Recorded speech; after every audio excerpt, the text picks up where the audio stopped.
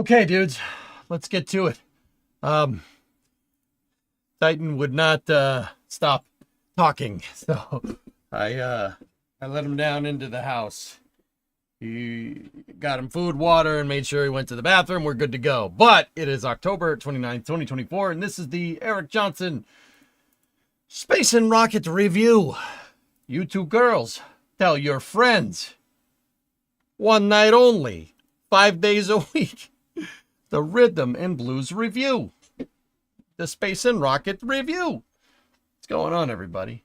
All right, so I am EJ, your host. This is a weekly show where we talk about space, and yesterday, server racks. I do have the links here. Again, if there's a topic you want to talk about, you let me know, but I'll transfer most of the links here. Discovery, go at throttle up. Oh, just on a quick side note, while I'm transferring all this stuff, I'd just like to let the YouTube side of things know that I got the AdSense PIN number today. PIN number. I'm tired. Can you tell? I got the AdSense stuff in the mail today for YouTube monetization. So we are getting the ball rolling there. Hey, Matt, what's going on? We talk about space? Yeah, sometimes. Sometimes. Yeah. Yeah, sometimes. Dude, the dog, man. The doggo. He went back into play mode. So, put him down in the house. I hope he doesn't think I'm punishing him. He might, though. But, we'll go from there. All right, so I think I got everything there. I think I got everything. Mail isn't snail mail. Yeah, they do that for authentication to verify your address. How fast did you eat? I didn't eat anything, Gaw. I haven't eaten anything since this morning, dude. I've been up since 8. Well, 8 with an asterisk. I let the dog out last night, and he went to the bathroom and everything, and then he woke me up at 4 and had to go to the bathroom again. So, let's just say, like when you're like half asleep in bed, trying to go back to sleep because you woke up in the middle of the night, you get that kind of half sleep. Yeah. Let's just say I woke up at 4 and got out of bed at 8. So I'm tired, man. I'm goosed. really not doing it. Really not doing good today, but we'll go from there.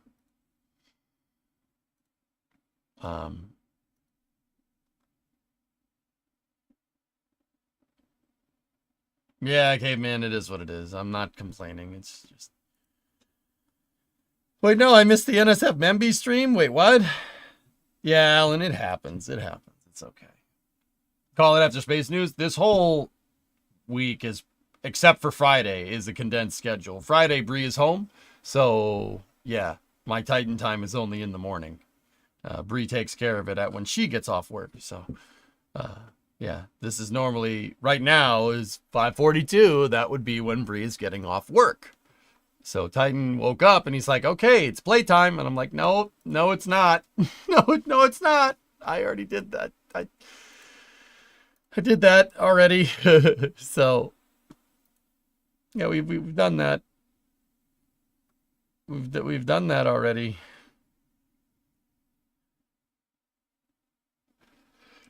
Okay. So, Creeper has the space news links.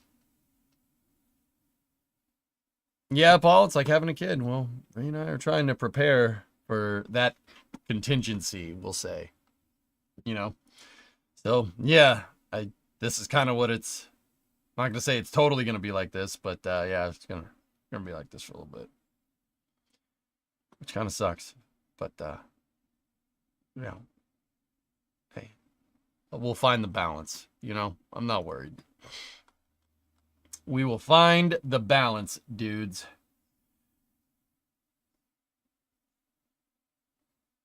Let's see. I have all the links. I'm just trying to see if there's anything else in here.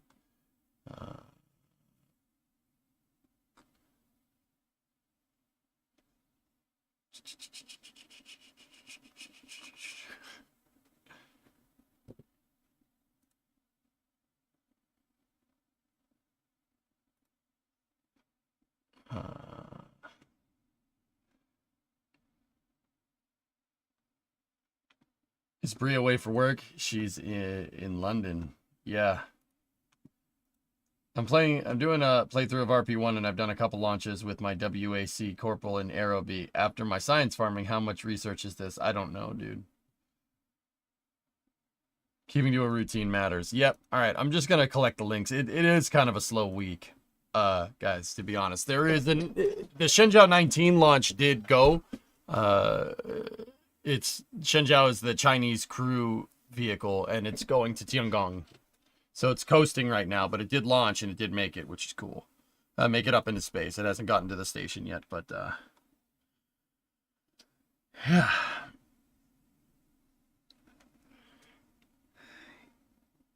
Oh, jeez. I'm cooked. All right, let's go. Yeah, the Orion heat shield. We did cover that yesterday, Freelamer. But I'll go through the links that we have. So the first one is a Space News article here. Exoanalytic observes 500 pieces of debris from the Intelsat 33E breakup. Uh-oh. This is a Jason Rainbow article coming from Space News. I'll post the link in the chat for everybody. That man is playing Galaga. Yep. Go over there, give them the clicks. Let's see. U.S.-based space tracking company Exoanalytic Solutions has identified 500 pieces of debris from Intelsat 33E's recent breakup in geostationary orbit. The size of the debris we are tracking ranges from small fragments roughly the size of a softball to large pieces up to the size of a car door. Hey, Gil. 57-month resub. Thank you. The majority of the tracked objects are on the smaller end of that spectrum, which contributes to the consistency of observing all the debris pieces. All right, so a little bit of background here. Intelsat 33E was a satellite that was launched about, I think it was 5 years ago. It is a Boeing Space Systems 703 MP sat bus.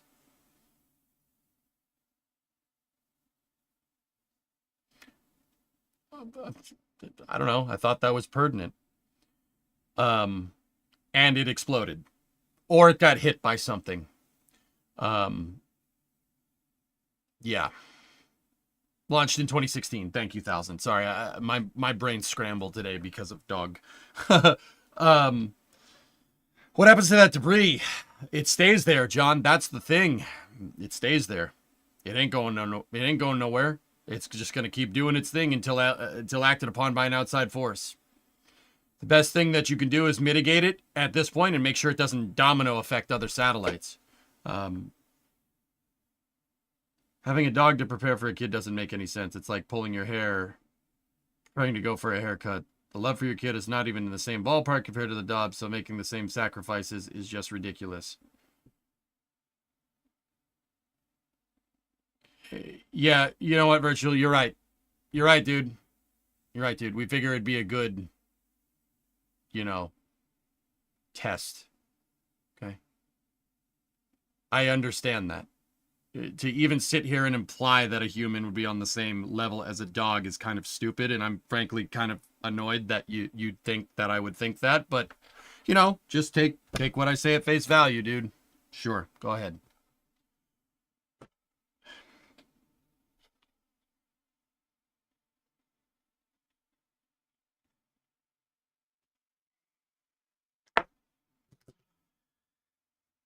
Certainly not making my day any easier, that's for sure.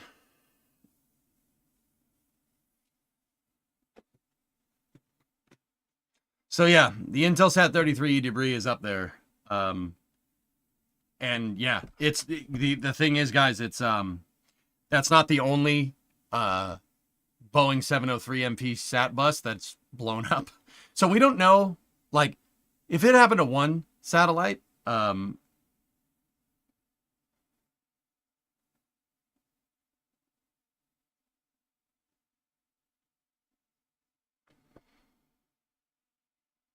Can a domino effect? Yeah. Yeah, Adam, if it hits something, it could knock another satellite out of orbit. I mean, satellites really aren't designed to be hit into each other, even debris. If this happened to one Boeing satellite, then I'd be like, it's probably micrometeorite debris. It probably got hit, which is very unlikely. But it's not the it's not the first one to do this. It's the second one to do it, which is no good. That points to a trend that the SAT bus is not made very well. There are other 703 SAT buses that have popped, which is not good. Once again, because that debris is not going to go anywhere. It's stuck. It's stuck there. It doesn't have any thrusters. So it's just going to sit there unless we have some way to go up there and get it. It's just going to sit there unless acted upon by an outside force. Sorry, I didn't mean to be discouraging. Much the opposite. Okay. I don't really know how I'd get encouragement out of what you said, but sure. Thanks, man. I mean, yeah, I don't have any kids. Not yet, at least. Maybe someday. Your face cam is kind of green. Thank you.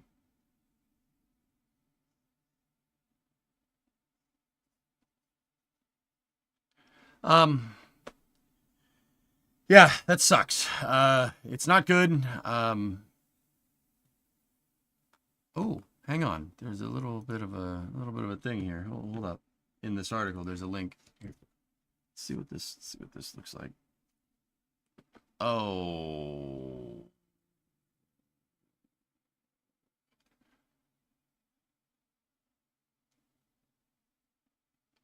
Oh, that's bad.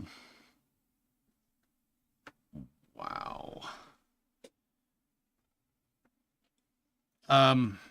The way that's propagating is very consistent with an explosion.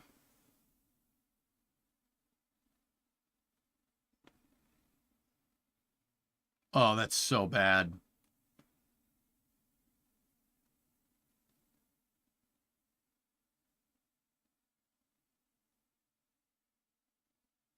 Yeah, see. Geostationary, geosynchronous. See the difference? Pretty cool, huh? This is actually a super good graphic to show how people mistake satellites out in geo for alien spaceships all the time. You guys ever notice how, like, oh, I looked at the alien spaceship and it just turned. Nothing can turn like that. No airplanes can turn like that. It's most likely a satellite. See the satellites change direction? Because they're in geo. See? How long is that going to stay in orbit? Forever. Till the heat death of the universe, unless acted upon. Yeah, this Comstock thing is very, yeah, see? Yeah, that's very consistent with an explosion. I only know because when stuff cracks and strikes in Kerbal, that's what the debris map looks like. See how you have certain pieces of debris that are shooting off at higher speeds? Yeah. If this thing got hit, it would all kind of... Well, I can't say that for sure. Depends on really where it got hit. Once again, it could be micrometeorite debris. It might not be. Could be anything. How many parts did it break into? They're tracking over 500 parts. Intelsat 33, debris 1, 2, 3, 4, 5, 6, 7, 8, 9.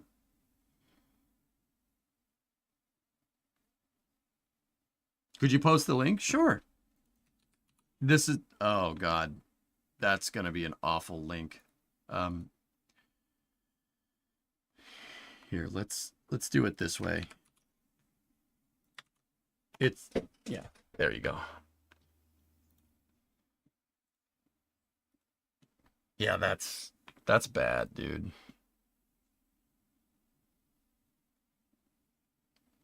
I'll link it up over for the YouTube video, for the YouTube bod people as well. This is the Intelsat 33E satellite, or was. It popped. And you see, look, Discovery, all that debris just gets stuck in geo. Yeah, that's bad.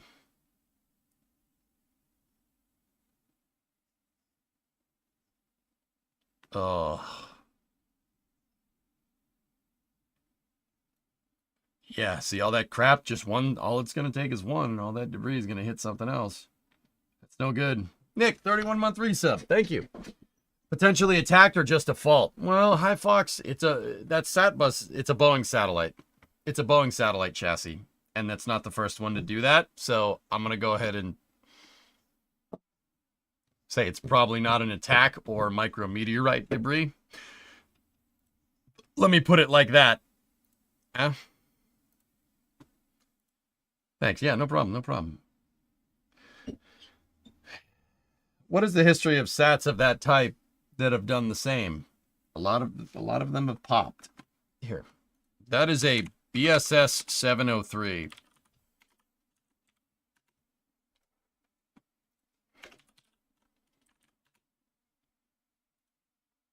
Or 702, excuse me. It's one of the, I keep saying 703. It's that. That's the sat bus.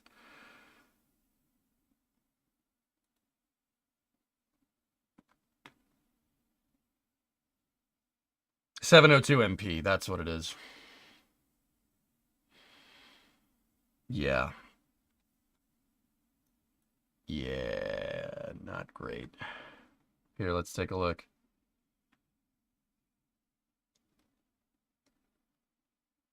So some of them are Sirius XM if you listen to satellite radio. Some of them are Viasat, which is an internet service provider. There's Intelsat 33E. Yeah, see, +3. Yeah, see, 29. 29 also popped. Not good. Yeah, 15 years planned, 3 active. Uh-oh. When did this explode? Last week. Yeah. Yeah, that's not good, man. Yeah, these are also DirecTV satellites. See that? ABS-2A. Yeah, that was a SpaceX launch. Eutelsat 115. What's the next one to go?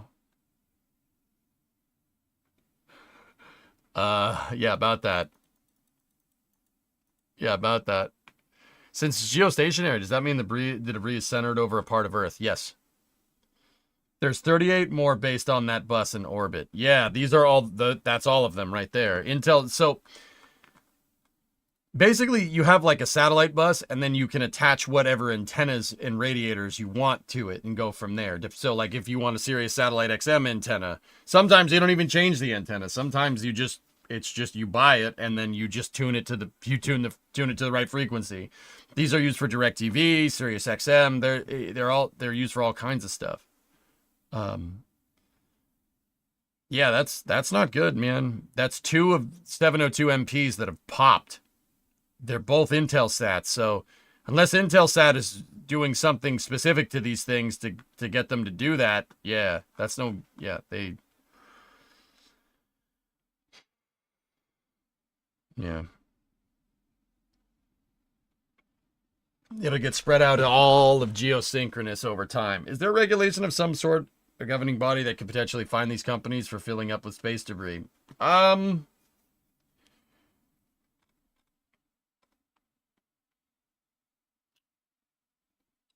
So how it works in space is that the country of origin is responsible. The satellite, whatever launched from whatever country it belonged to, it's that country's responsibility per the 67 Outer Space Treaty. I think that's the regulatory framework for it, I think. Per 702, or not 702, per the 1967 Space Treaty, that country is beholden to that country's laws. So Intelsat, I believe, is American, I think.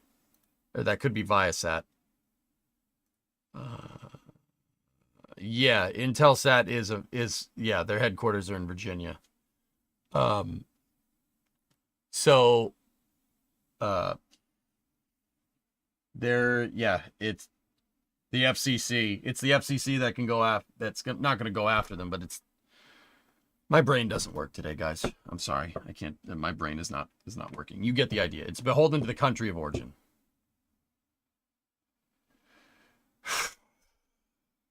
Well, it might not be Boeing. It might be the operator. Because as far as I can tell, Element, it's 2 Intelsat satellites that have done that. So remember how I said you can modify these satellites out of a la carte, right? So as far as I can tell, it's the 2 Intelsat satellites that have popped. So they might not be operating the satellite correctly. So you know, they're not going to go after Boeing. They might go after Intelsat, but I don't know.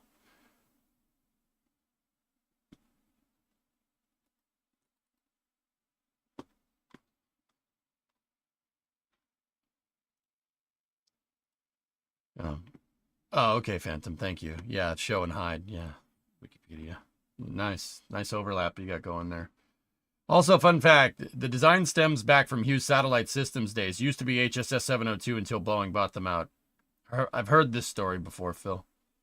Only not with satellites. But anyway. Let's see. What's the next one to go? Yeah, Viasat 3. That's right. Viasat 3 exploded too.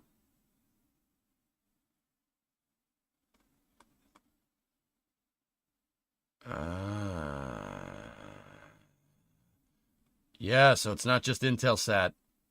Yeah, the BSS 702. Experienced antenna deployment anomaly that limited throughput to less than 10. Oh, less than 10%. Nice.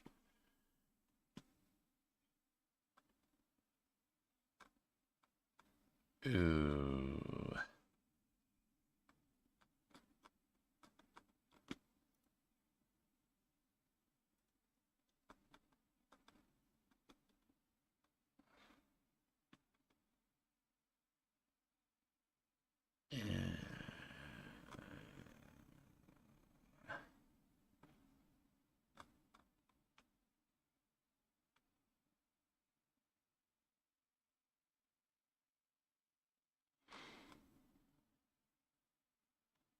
Yeah, satellite broke up October 2024.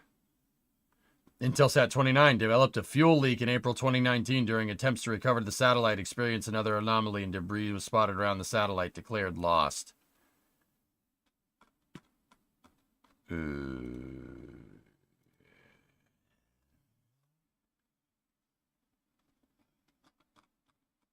Hang on.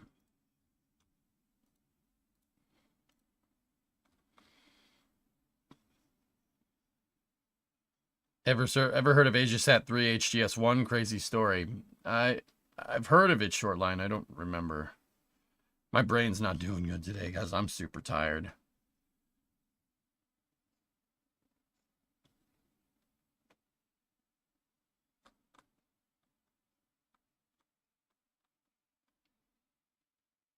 Are there realistic initiatives to collect space debris?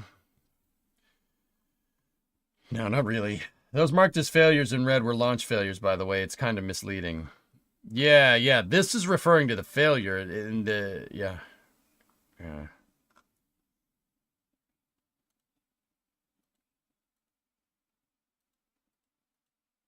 Let's just go by order date.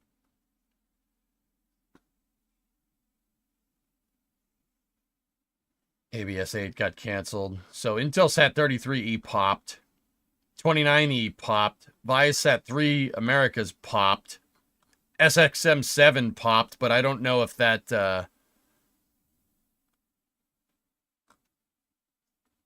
I don't know if that... Oh, Amos 17. Amos 17 is a 702. Damn, dude, this is a really popular sat bus. Didn't realize all these satellites. WGS... Oh, gosh. Uh-oh. WGS 9 and 10. Those are weather satellites. Like the weather satellites that get you your meteorology reports. Yeah, that's... Yeah, Eutelsat 117 West B. That's... Dude. Man. SXM7 was Maxer. Yeah, that did pop, though. 33 apparently had a problem that's been known for years. Well, it seems like these things have fuel problems. There's problems with propulsion. I mean, pretty damn good success rate. A lot of these things are pretty good. Yeah. I'm noticing that there's some...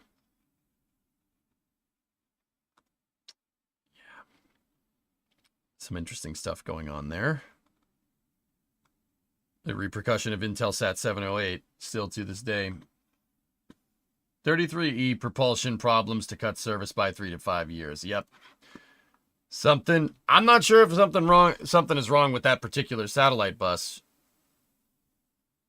But also, it could be operator. Could be. But then again, Viasat-3 and Intelsat are not the same company, and both of those satellites had very well, they had different failures. So, like I said, it could be Intelsat operating the satellites. There's a bunch of different things that could be. Anyway. Over 500 pieces of debris indicates an explosion. It popped. Fuel. The hypergulls leaked or something. Yeah. Or they overheated or whatever. Anyway, let's go to the next thing here. This is coming from NASA EGS. Not so spooky Spider. EGS teams from Kennedy recently mated the Spider to the SLS core stage for Artemis II. The Spider, held up by the transportation integration fixture, attaches to the top of the core stage and is the connection point for lifting operations within the VAB. Yeah, this thing. The hat. I call it a spider. It's the hat. See? That is the lifting point. That's where the crane attaches to bring this thing vertical. That's a good sign, dudes. Honestly, that's good news. Once again, I would like to just casually remind everybody that SLS is not the bottleneck in the Artemis program. The capsule is. Just thought I'd let you know. So you can hate on SLS all you want, but it's not the bottleneck. That's actually on time. Rocco Max Adapter 02. Damn right it is, right? Dude, that's absolutely what it is. What could they have realistically put on it as an end user that would have made it explode? I don't know. Yarg, I'm just offering alternative theories. If I had to guess, the thing popped because the fueling system wasn't installed correctly. That points to a quality control issue. Which, look, man, we don't deal too much with speculation here, but that does read. That does read right. QC issues? Okay. Didn't have any QC issues when it was Hughes Satellite, now did it?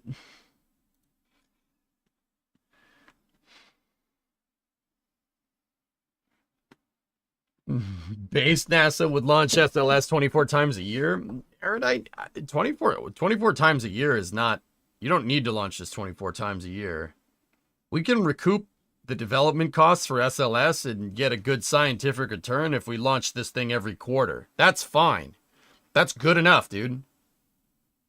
That's enough. Because, like, okay, so think about this, dude. Unless you want overlapping lunar missions, right? You launch this thing, it gets somebody out to the moon. They have a duration stay on the moon, right?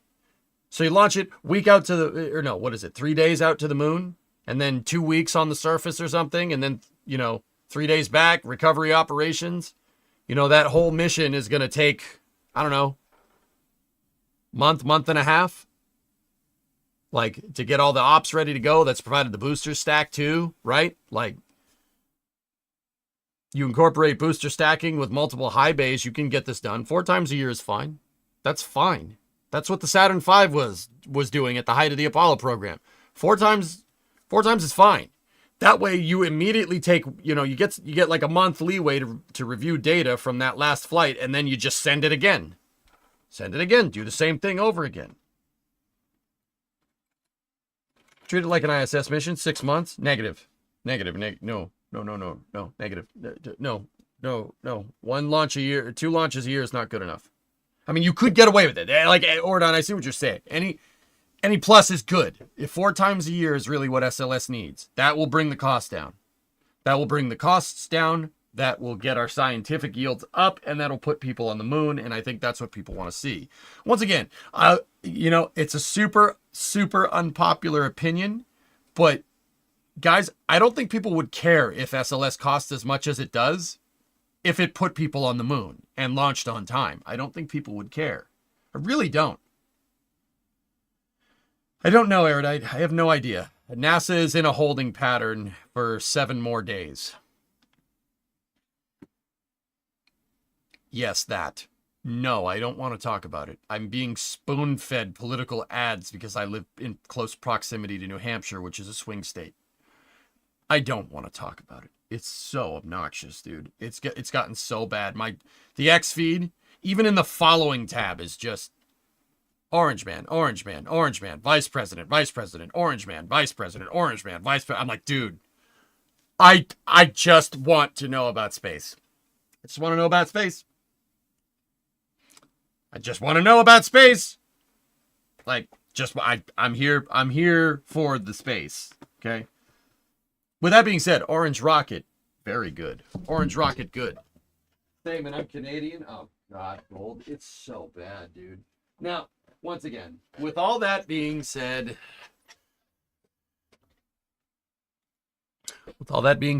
you should vote.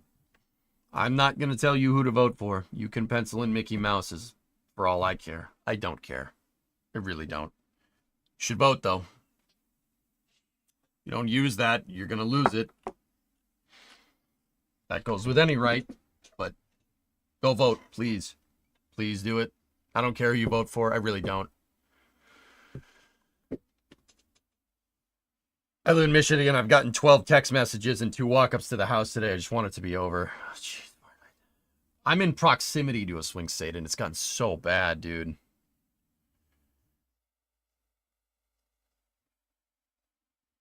But anyway, yeah, I'll just casually remind everybody here that you'll never hear what my political opinions are. I don't discuss politics with friends or family. Well, except if it's Thanksgiving dinner and I want to troll, in which case I'm not sharing my opinion. I just say what I know is going to piss somebody off because I'm kind of a jerk like that. But also that makes holidays fun.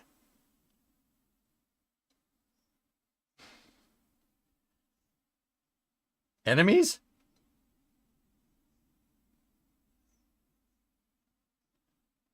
No, I don't talk to them, Mana.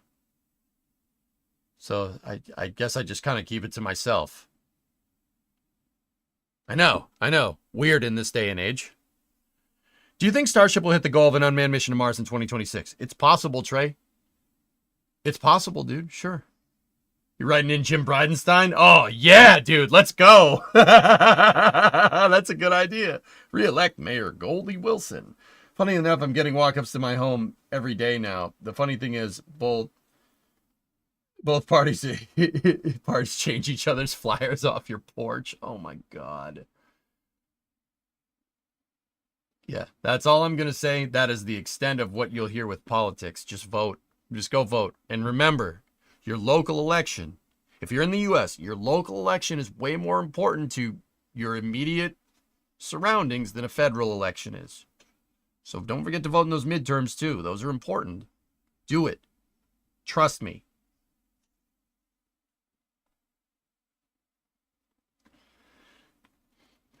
Has Elon's recent political involvement harmed the stream at all? No. Arsenal, all that's done is just made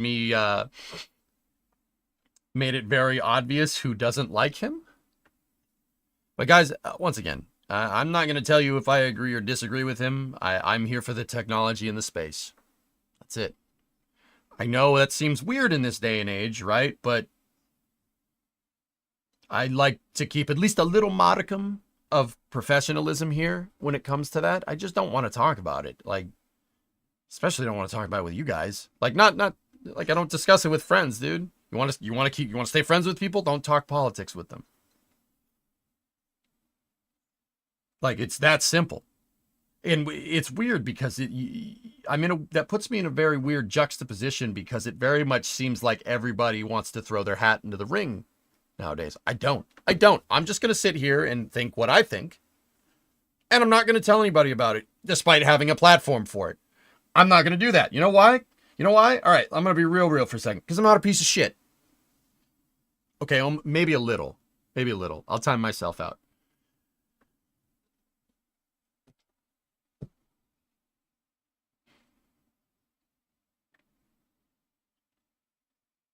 Anyway, back to our space news. SLS needs to launch four times a year. 4 times a year is enough to get this done right. Yeah, there you go, Tiz. That's right. Who cares about morals? Look what Paperclip got us. I never said nothing about morals. I just say I don't want to talk about it, man. You are, but it's unrelated to politics. It's a Ford dilemma. Well, this is my stream, Spoon. Ford reigns supreme here. All right? I don't care what anybody says. You're gonna bring that Chevy crap in here. Guess what? Now this is happening. Now guess what? You could have prevented this if you just let it go. But now, no. See, you could have prevented this. Your neutrality is appreciated. We're here for space too. That's right, Dan. I mean, look, I'm your entertainment, man. I'm your entertainment. You don't want to hear that. You don't want to hear that crap from me. How cringe is it when like a content creator goes off on that stuff? Dude, I see it. I see it, and I'm not gonna be a part of it. Absolutely not. But vote. Oh, look at that HVAC pipe. All right. Nice beard from that dude. So yeah, guys, I'll be honest with you. Them putting the cap on here is a pretty good. Like I said, NASA's kind of in a holding pattern until the election, right? But also, they wouldn't be putting that on there if they weren't thinking about stacking sometime soon. That's a good thing. That's what we want. We want that on there. Because that's part of the stacking processing flow. You're not going to put the hoist for the booster on the booster if you don't plan to hoist it sometime soon, right? That's a good thing. This is what we want. How will SLS launch 4 times per year if it takes a full year just to stack and prepare the rocket for launch? Jolie, well, 2 high bays will do it. You need 2 high bays. Okay, all right. It's a good question. I think Michoud can scale, to be honest with you. I think how they have the SLS processing flow set up here, it was always meant to be able to be scaled. They're just haven't done it yet because there's no reason to, right? I mean, I've always said you give them a reason, they'll do it, right? I think that they can scale, guys. That's long story short. Why can't they go faster? I think they're metering it because that's what's needed. You think that Michoud can't scale to build faster? Of course they can. They have the Artemis 3 core is already in the pipe. They can absolutely ramp. Sure, why wouldn't they? Do we have the RS-25s ready? Propulsion would be your long lead item, Surette. That's a good point. It's up to Aerojet Rocketdyne or L3 Harris or whatever the heck they're called nowadays. Lido's Bananarama Company or whatever. Propulsion would definitely be your long lead item in this case. But I think provided that Michoud has all the parts that they need, they can definitely scale. Sure, why not? Block buys scale things nicely. Yeah, because then you set up your contracts for an assembly line. That's why Dead Crew. Think about where we would be if Jim had done a block buy like I wanted in 2019. Think of where we would be. We would be at the point where they would pretty much, 5 years, pandemic and everything, right? They would be scaling right now. We would have another core probably in the pipe at this point. At least the Artemis 3 core. You know what I mean? How much does Michoud handle Saturn V first stages? Oh, you're going to give me an excuse to show off this picture that I love. Here, check this out.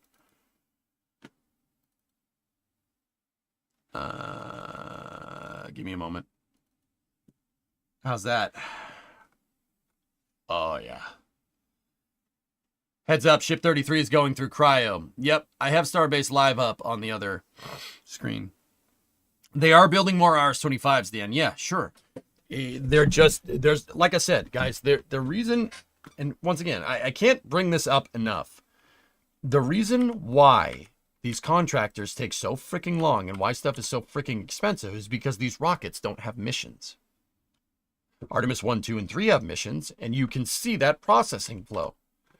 If we ordered all of the cores and all the SRB casings and all of the propulsion, I do believe we have RS-25s ordered out to Artemis 12, if I'm remembering correctly. I'd have to go look. If you, pony up the cash to do it, or the contracts, whatever. Obviously, firm fixed price for your propulsion. You're making RS-25s. These are something that we've known how to make for a long time. Except the RS-25E is a redesign because they restarted a 40-year-old rocket engine's production line. Just saying. So once they have that dialed in, block buy them, procure propulsion out to Artemis 20, and then go from there because the propulsion is your long lead. Remember?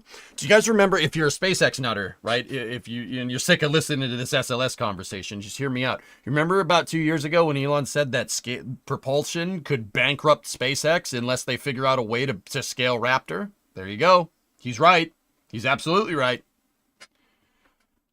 We got RS-25s ready until Artemis 4, and 24 RS-25s are on order up to Artemis 10. That's what it is, Trey. Thank you. So, like I said, these contractors have no reason to go fast. Can you tell me when Artemis 4 is happening? You can't even tell me when Artemis 3 is happening. Artemis 2, yeah, sometime next year. Not good enough. You got to give them something to scale to. If they don't have a deadline to scale to, there's no point. Like, there's no point for them to be urgent. Also, here's another picture from Michoud from the 60s. Yes, Michoud can scale. That's what I'm trying to tell you.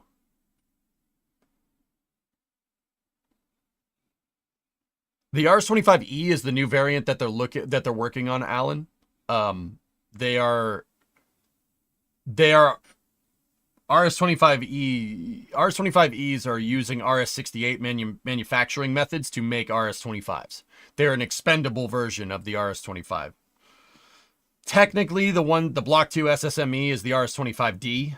Technically, that's not its name, though. It's a space shuttle main engine. But yeah, of course Michoud can scale. Sure, why not? You got to give them, you got to tell them what to scale. You can't scale nothing. You can't scale out off a whim, right? If you give them something to scale to, they'll build to it. Yo, those photos are money, dude. Oh yeah. I got a lot of good stuff in my private collection. These are just pictures from NASA, pictures from NASA's archive. Dude, I got a lot of good stuff like that. Look at this stuff. These are 70 millimeters pictures, so they are super high res. They look like they were taken yesterday. Oh, yeah, baby. So what were RS-25 A, Bs, and Cs? Broken.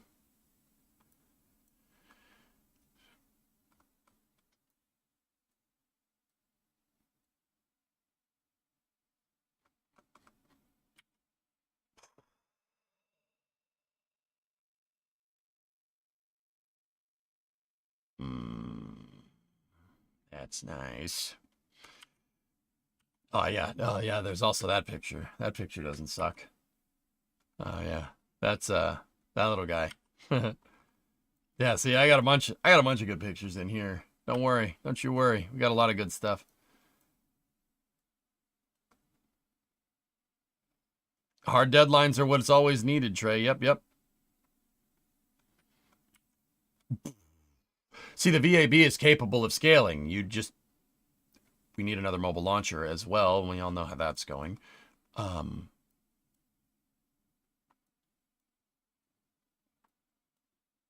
Yeah, I don't know if Earthrise was a 70 millimeter, but this may be upscaled, but I don't think it is. Fun fact, the way it was presented to everybody is actually like that. When in reality, Apollo 8 was in a free return, so they were retrograde insertion. So the Earth came up over the horizon on, like, the moon's north pole is up here, the south pole is down here. The equator is right here. And they were rotating this way around the moon. Yeah, that's what Earthrise is. But how it's portrayed in a way we understand with the horizon at the bottom. Yeah. In fact, that's what they saw when the Earth rose on Apollo 8. Also, that picture is dope. It's one of the best pictures taken from space ever. We'll get pictures like that sooner rather than later. Yep. Oh.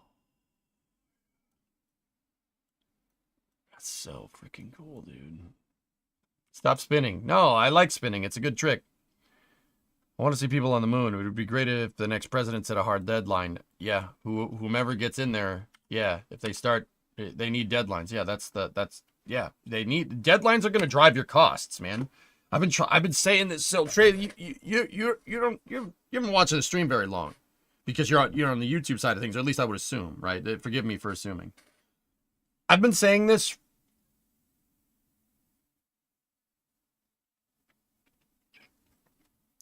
since about 2017, 2018, somewhere around there. You can't. Everybody's like, SLS is so expensive. It's like, they always just sit there and they say, man, it's expensive, I don't want it. But nobody ever bothers to delve into why. Why is it so expensive? Why is it so seemingly expensive? Hey, Balo, 66-month resub. Thank you. And then Nick Knack had a 33 in there as well. Right? Why is it so expensive? Right? Like, it's expensive because there's no incentive to be cost effective when you have no deadline. What's their incentive? What's the incentive there for Boeing or any contractor to deliver anything on a reasonable schedule? They have nothing to scale to. How are you supposed to do that? Well, how are you supposed to do that? I think it's fair criticism, a fair question to ask, right? Like, what is Boeing's incentive right now to get the Artemis 3 core done faster? There is no reason for them to do that. There's no reason. Why isn't there a reason? Well, it's because it's not launching anytime soon now, is it? However, if, say, in a couple of months, the National Spaceflight Council convenes and said, hey, we got to get back to the moon by 2026.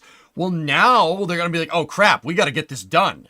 That stage needs to be done by the end of this year, by the end of 2025, not 2024.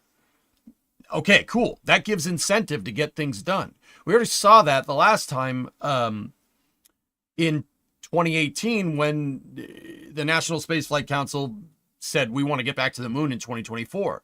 We already saw the whole system start to scale, and that's why we got the Artemis 1 launch on a seemingly, like, did you notice that after that happened, stuff started falling into place and they started manufacturing things? You know, they started figuring out faster ways to assemble the SLS core. They were going to build the SLS cores vertically. And that it's funny because they went back to building them vertically. But the first SLS core was actually assembled horizontally like an external tank. And based off of what they learned from that, they figured out a better processing flow to make SLS cores faster. Basically making the MPS in a clean room environment at the SSPF at the Cape. If that makes no sense to you, that if you build the propulsion section for SLS in a clean room environment, because it's basically the back of a space shuttle with 4 engines, and then you made it to the tank in the VAB, they figured out a better processing flow just from one arbitrary deadline, or seemingly arbitrary deadline. See what I'm saying, man?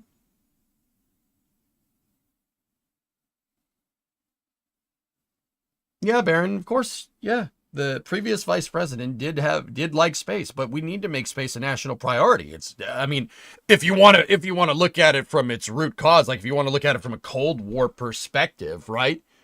If you want to look at it like that, it's a matter of national security.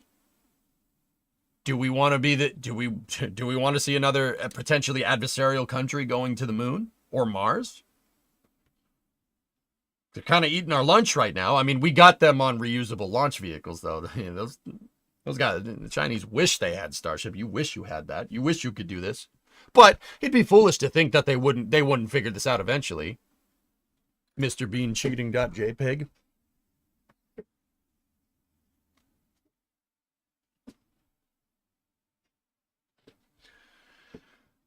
Right?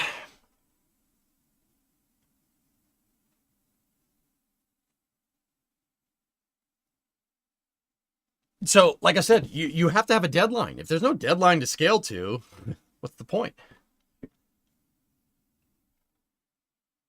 When do we expect Starship in Florida? T-Man, we'll get Starship in Florida when, I'd say when it's fully operational, when HLS is ready to go. Also, here's more pictures from the archive. I like everything that's going on in this. That's test stand 4670 at Marshall, testing the first S1C. Little bit of an Apollo history thing here. The first Saturn V first stage, SA500F, I believe, is what it's called. I think that's SA500F. was made at Marshall. Every other one was made at Michoud. The first one was made at Marshall, and they built it. They just built one. They built one to check everything and make sure that it worked. And just building one, they were able to figure out how to make it faster. And they optimized what's called processing flow at Michoud later. Later, they were assembled. The S1Cs were actually put together vertically and then assembled horizontally. They were manufactured vertically, assembled horizontally. There's a huge high bay in Michoud that was used to put the stuff together. We saw a SLS Artemis 3, the LOX tank. We saw it move out of there. But there they are testing SA500F on test stand 4670. 4670 is still there. Blue Origin uses it for BE4s. But also, look at all the old iron, man. Look at all the old iron forklifts, dude. Dude, look. Suburban. All right. Fairlane, Falcon, Pontiac. Very nice. Oh, also, there's just an F1 engine sitting there, by the way. Just in case, you wanted to see how big a Saturn V first stage engine is compared to a car. Yeah, it's pretty big. It's bigger than a car. Is Saturn V a four-stage rocket? No, it's a three-stage. Any word on Starship in Vandenberg? I've heard nothing in Vanna. No. But, man, are we really going to sit here and think that they're not going to do that? They're going to do that.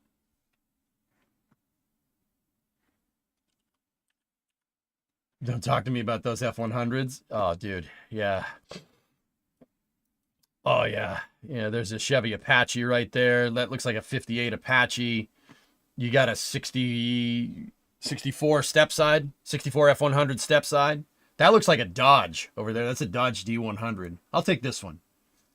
Maybe that one too. You know what? I want all of them. I want all of them. There's a Suburban right there. Old Suburban. There's an Econoline right there. Another Suburban is right there. Depends on what the Coastal Commission says. And man, I'm only going to say this once. How badly do you have to screw up to get the governor of California and Elon Musk to agree with each other?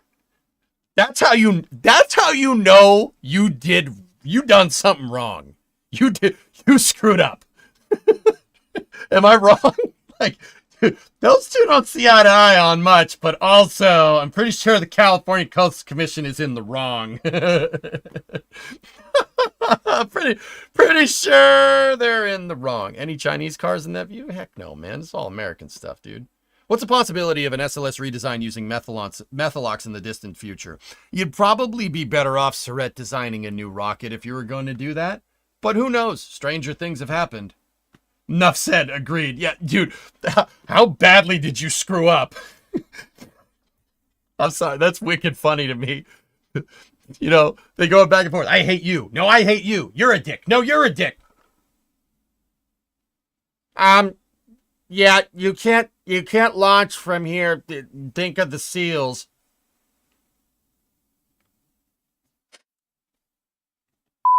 You. Yeah. You. Right? Pretty much how that went down.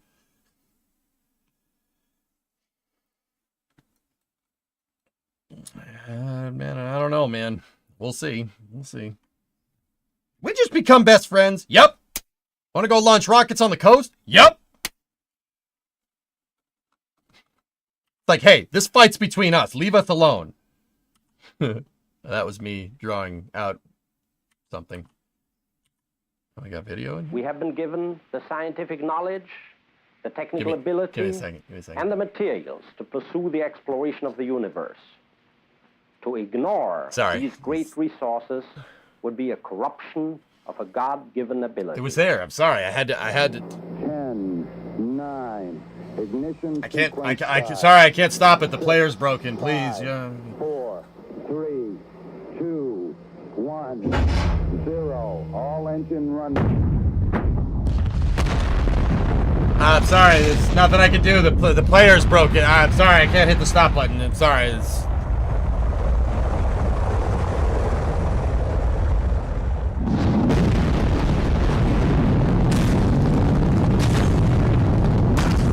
I'm awake.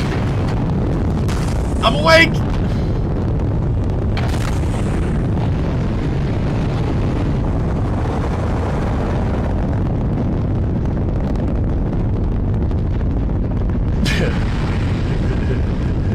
Nice. And a basted bomber build.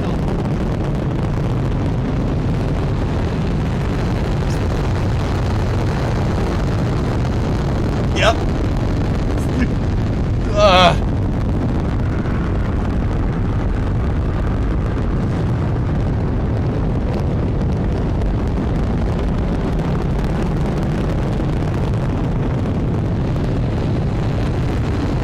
That's nice. I don't hate it. Hands dip. All right.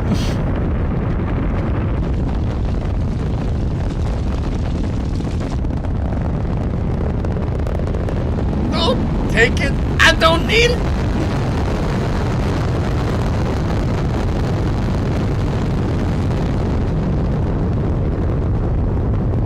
Don't stand up. I don't know what you're talking about, man.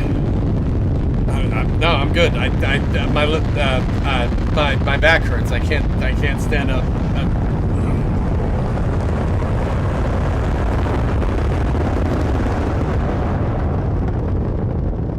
I'll tell you.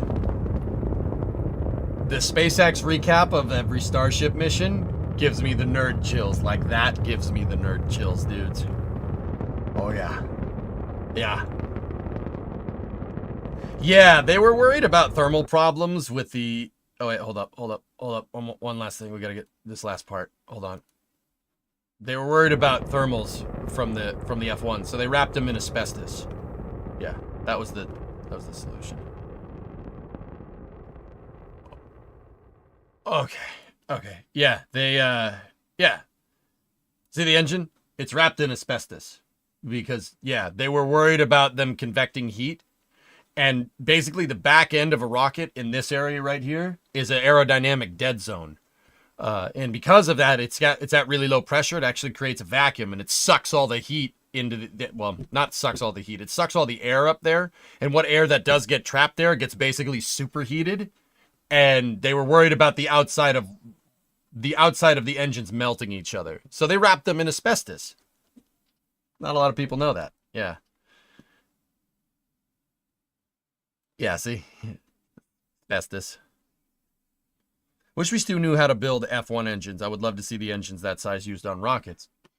You know what, Trey? I honestly think we could. Like, with SpaceX doing what they're doing, they're showing that we can still do stuff like that. You know, I'm beginning to believe, not beginning. I'm honestly, like, you know, the whole thing for the longest time was like, we don't need to. We forgot how to build this. What? That's the most copium. How much copium are you huffing? We can remake an F1 engine. Of course we could. It's ridiculous. SpaceX can crank out Raptor engines. We could remake an F1. We just gotta want to. That's the difference. It's the same kind of bullcrap that people were saying at the end of the shuttle program. Everyone was, every spaceflight pundit and critic at the time was like, reusability doesn't make sense. The shuttle proved that. Reusability doesn't make sense. The shuttle proved it. They sounded like that too, I swear. You know, just more cope. You know, like, we've been, like, conditioned to, like, just settle for a crappy space program. Hell no. We could build that. We could build another Saturn V. Of course we could. Why couldn't we? Like, seriously, what, you know, yeah, I get it. There's manufacturing and stuff. Dude, you telling me we couldn't crank out an F1? That's pathetic. Of course we could. The money in the proposal. Yeah, all right. There's other guys just doing a full flow stage combustion cycle engine. They're mass producing it, all right? There's no excuse anymore. There's no excuse. I'm sorry, there's no excuse. We didn't lose the plans. We lost the hands-on experience and tribal knowledge because each engine was kind of unique and custom built. That's pretty much it. Dan, yes, it would be an uphill battle. We could do it. There were a lot of field modifications done to the Saturn V. There's not necessarily a high serialization of parts, but spoiler alert, that's how most things were in the 60s, dude. Like, We didn't get the manufacturing precision that we have nowadays. But you to sit here and insinuate that we couldn't remake the Saturn V with stir-welded tanks, and like additively manufactured F1s. That's bullcrap. That's bullcrap. Cope harder. Of course we could. No excuse face. The flame trench, please. Wasn't it also proposed to use F1 engine as side cores on SLS? Yeah, you're talking about Pyreos boosters. The F1B. Yeah, the F1B. Simplified F1 engine. It used an ablative nozzle instead of regenerative, and it was open cycle like the Merlin engine, so it shoots the turbo pump, turbo pump gas generator exhaust gets shot out the side. Yeah, cope. Of course we could. You know, I used to spout that nonsense too, like we lost the technical expertise. Bull crap, dude. Bull crap. You see some of the stuff that we crank out? If leveraged correctly, we could absolutely make one. The F1B is trash? Wait, what? Really? I don't think the F1B is trash. I think it's pretty good. Hey, look, 3 mobile launchers. Interesting. What we need to do is rebuild LR-87s. I want the launch whoop back. Yeah, exactly, Ethereal. We can't. Yeah, you know what? Even if you're insistent on us not being able to rebuild F1s, we could build something better. You'd clean sheet the design, but you could build something better. Everything else is just cope. Like, you know, and I think that's what drives me up the wall the most, dude. Like, you know, like we've been conditioned to settle for, oh, no, space station freedom, no. Do the ISS instead. You'll save some money. No. The space shuttle constellation, no, that's too expensive. Here, do commercial crew instead. Like, oh yeah, that's a good thing. No. I refuse. No. I want SLS and Starship. I want more SLS. I want more Starship. I will not compromise as a spaceflight fan. That's bullcrap. We've been conditioned to do that. Oh, well, we don't need SLS. It's too expensive. Let's just use Starship. You understand that's less rockets, right? Is that what you want? You want less rockets? I don't want less rockets. That's stupid. Cope.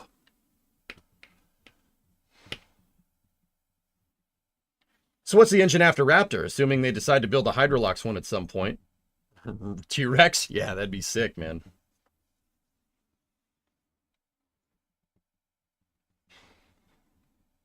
Why did NASA go with mobile launchers?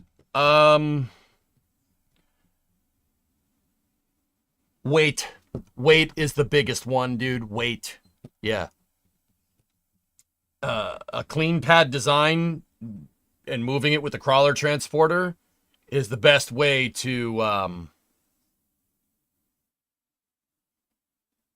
distribute the weight evenly over an area with a low water table. So this is civil engineering now. Okay. Think about it like this. Every rocket up until that point had an assembly building that's right next to the pad, right? Think about if the VAB was next to the launch pad. And then somehow they had to get the VAB to move, to like pick itself up and move. It doesn't make sense doing that. It makes way more sense to move the pad. It's funny because you see this exact same convergent design happening with SpaceLX. Sorry, brain's fried. You see it happening with SpaceX and OLMB. They're doing the exact same thing. They're manufacturing the entire pad and then moving it there as a subassembly. Now, it's not the exact same thing, but history doesn't repeat, it rhymes. See what I'm saying? You're seeing convergent design for similar reasons, but not for the same exact thing. You know what I mean? SpaceLX. That sounds like the name of a bad breakdancer.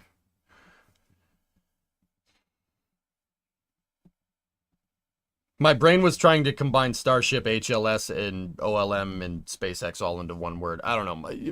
Your boy's a little tired today, so my points aren't as articulate as they usually are. No, that's Raygun. Okay, cool. Somebody picked up where I was going with that. Thanks, Coltec. Give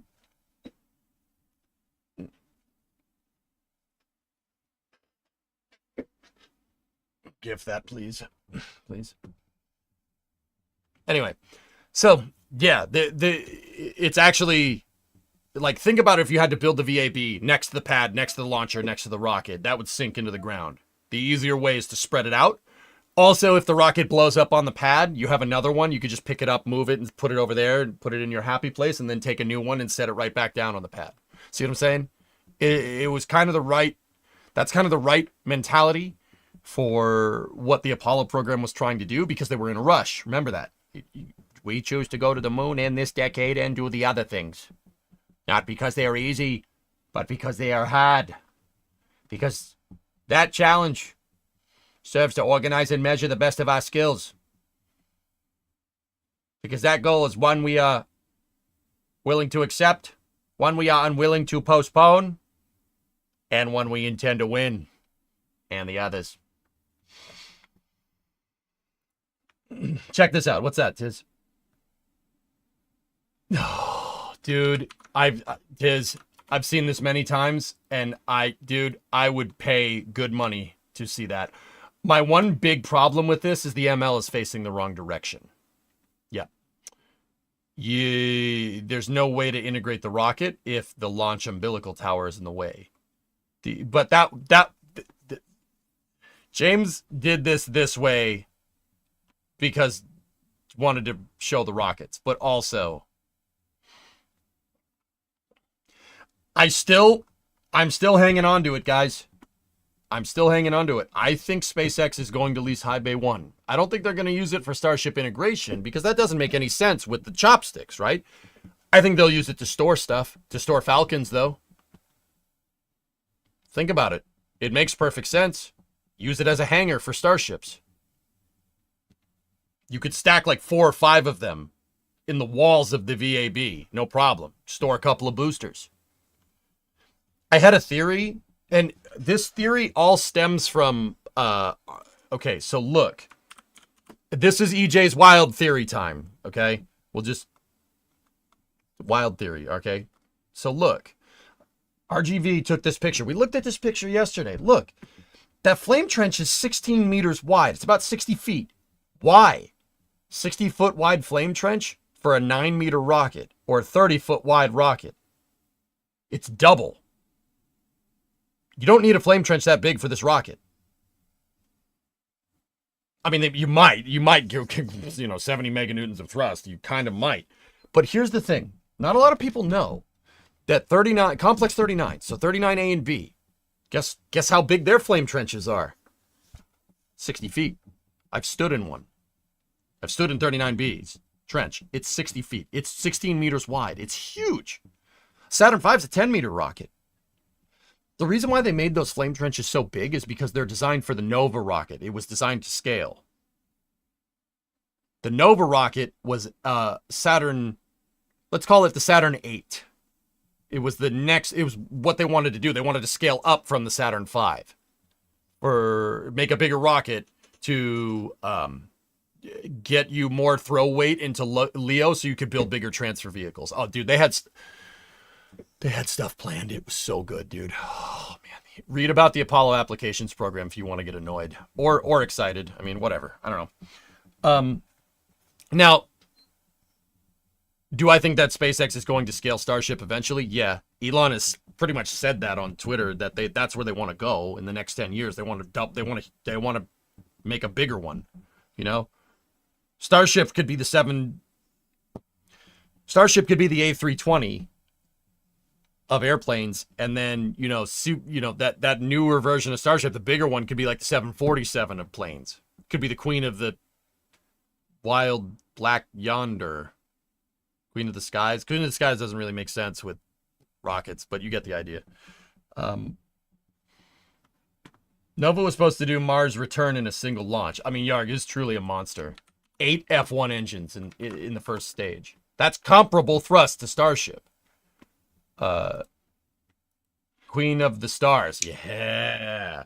So, okay. So what does that have to do with my theory? What am I saying here? So, Guys, I don't think it's a coincidence that that's the same width as 39A.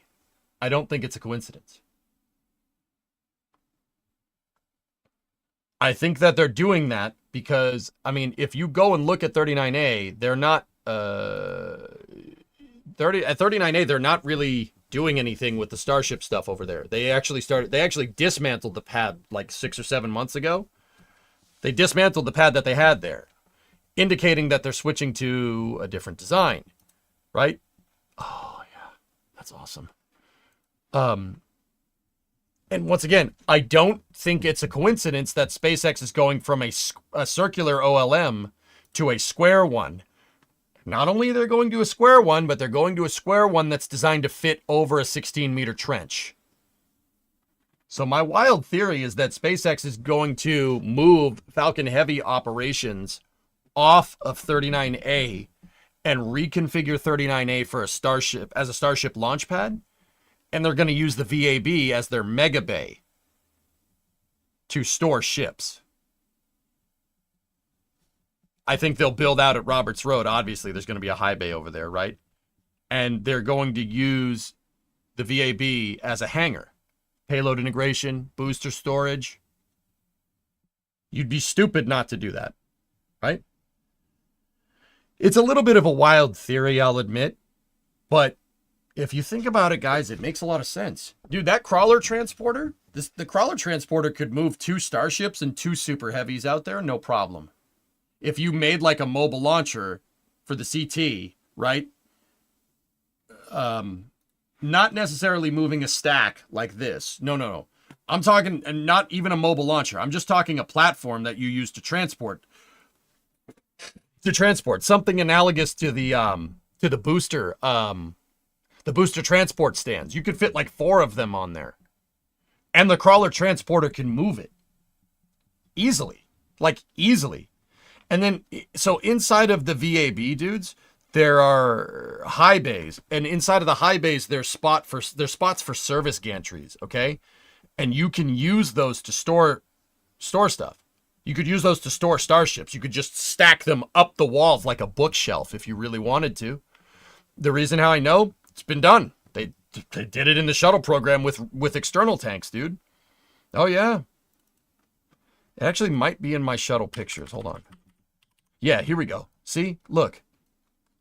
This is High Bay 1. See this area right here for service gantries? You could just put a mount right here and you could just place a Starship down. You could just stack them up the walls. That would be really good if you had like multiple types of Starships, right? Also, High Bay 1 has basically been abandoned since 2011, and it's really annoying. These are my shuttle research pictures. Yeah, they used to stack external tanks in High Bay 4.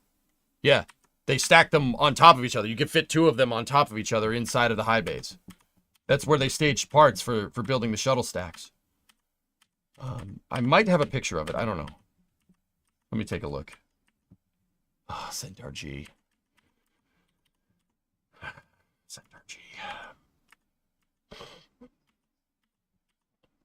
Oh, there it is. Yep, there you go. See? That's my wild theory. It's probably not going to happen, but it could. Where'd you find all these pictures? Images.nasa.gov. Won't having 4 boosters and ships on a transport be too wide for the VAB doors?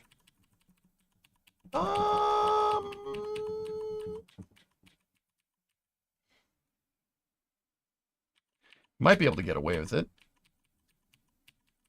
Yeah, you know what? I think that's a good point. Let me look. If you stack like 2 boosters in line, sure. And I know what people are thinking. Well, like, what about the crawler transporter? Isn't the crawler transporter slow? Yeah, so the SPMTs are slow too. So what? Doesn't stop them. And they don't have to worry about road closures. It makes sense, dudes. I'll admit, Denny, that the VAB door thing is a little bit of that's a little bit of an issue. But consider this. SLS can fit out that. The SRBs on SLS Block 1 are 3.7 meters. All right, so that's 2 SRBs at 3.7 meters. Right? And then you have an 8.4 meter core. So we're 15 wide. Yeah, that's not enough to have 2 of them, but you get the idea. Have you ever seen an AN-225? I've seen it in pieces after it got set on fire. Does that help? So yeah, that's my wild theory. It's not totally foolproof, but I think that it makes sense, you know? If there's like, consider this like, here, let me like, think about this for a second. All right. This is going to sound completely nuts and people are going to think it's like Charlie Day meme.jpg. All right. Just, yeah, this is what they should do. Watch. So, in the future, you take Falcon Heavy operations off of here. If you find another pad for Falcon Heavy and just actually just move the TE over to whatever pad you're reconfiguring for it, right? If you do that, so this is 39A right here. This is the part where the pictures go from potato quality to nice high-res pictures. There we go.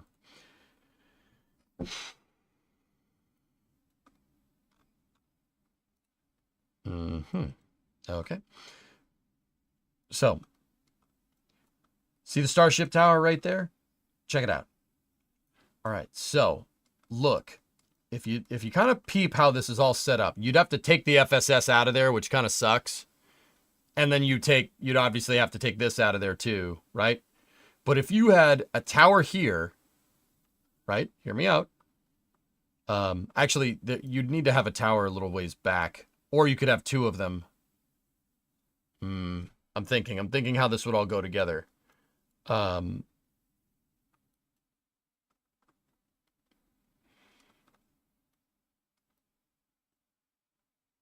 I had thought about this. I thought about how this all is going to go together. Oh yeah, that's it. Okay, so check this out. You have a tower, basically, you have this. The chopsticks and everything. The chopsticks have about 120 degree range of motion here, right? You have a tower right there, and then you have 2 OLMs, right? The OLMs are 16 meter wide, or at least we think they are. You can plant the OLMs in the flame trench, right? Plant 2 of them, 1 here and 1 there. Put the tower right here, right? And then put it diamond shaped so the chopsticks, when they're straight, are in between each pad, okay? Because your OLMs, or you could just build another tower right here. You could have a tower here and a tower there, all right? And then here, let me look at it. Look at it like this. It would probably be easier to explain.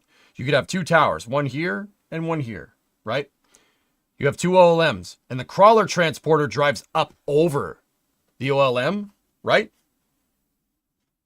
Chopsticks pick the booster up, right? Crawler transporter drives back, sets it down on the second pad. This thing drives forward again, picks up the Starship, sets it there, and then you could go back and get another set, or you could, if you could get 2 on there, right? You roll it up here and have the second tower just stack on the second OLM, and you have 2 Starship stacks right next to each other using the same duct. Once again, it's far-fetched. I know it's far-fetched, but it could be done. Once again, I don't think that this is an accident. I really don't. I really don't. Picture this. Take this. Just duplicate it. Take this, right? Put the tower there in that. You could do it in that exact orientation if you really wanted to. Yeah, you might have a little bit of trouble getting the CT in there. But long story short, the CT could move this into position, and the chopsticks could pick it up off the transporter and put it on the OLM. That's the idea. But like, see the orientation here? Now superimpose that over 39A. You could fit 2 of them. Or just 1, whatever. Crawler transporter drives up. Could drive up with Starship and Super Heavy in 1 shot. 1 transport for the entire stack. It's just not stacked. Pick it up. Throw it on the OLM. CT picks up Super Heavy. Or drives a little bit forward, picks up Super Heavy, puts it on the OLM. Boom. CT drives back to the VAB. And also you get rid of that damn HIF. I like, all right. Super hot take, super unpopular opinion. I hate that disrupts the crawler way. I hate it. I can't stand it.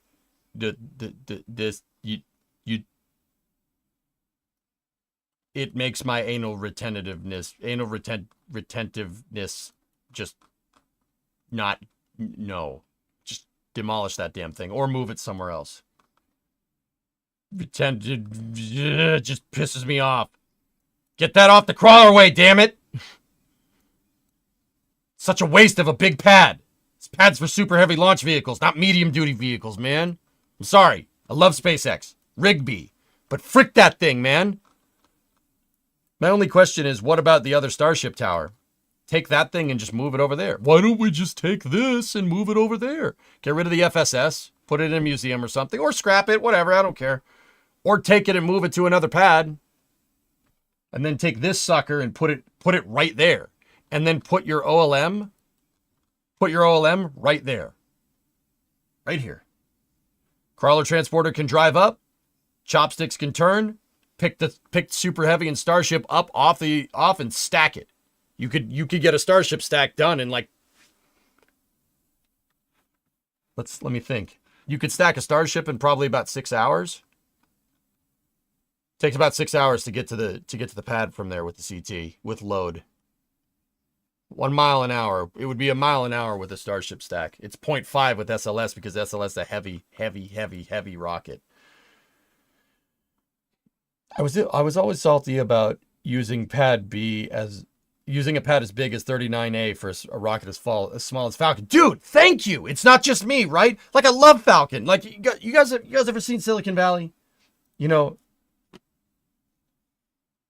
Richard is a good guy, but Revue, all right? Revue. I love Falcon 9. I love Falcon Heavy. Should not be on 39A. I mean, once again, there's no way that SpaceX doesn't know this.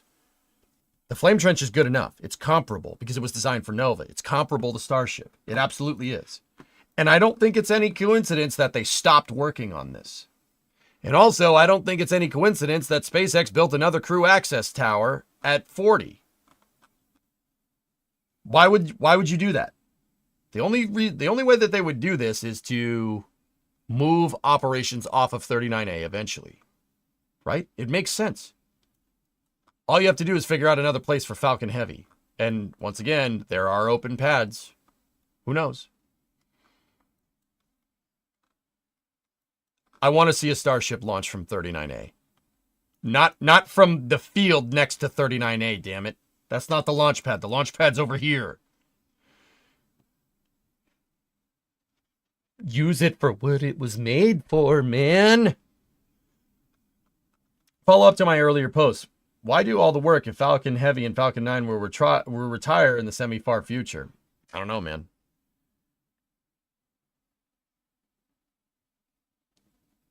Yeah, that's right. You want to move Falcon 9 crew and Falcon Heavy operations on two different pads, thousands. Yeah. Could they not modify 40 for Falcon Heavy? Nah, you could, but no. Anyway, that's my wild theory. Let's keep going with the space news. This is an RGV shot of 13. 13 has since been removed from the pad, but Booster 12 did roll out of the high bay again, and it is fixed. They did fix the chines, but then they moved it to the rocket garden. So, I don't know. Do with that information what you see. And also, Ship 33 did roll and is being cryo-tested. It's rolled the Massies and they're testing the fuel tanks.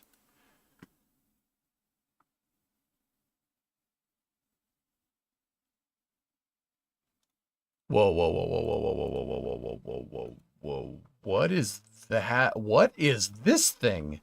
How did I miss this? What is that?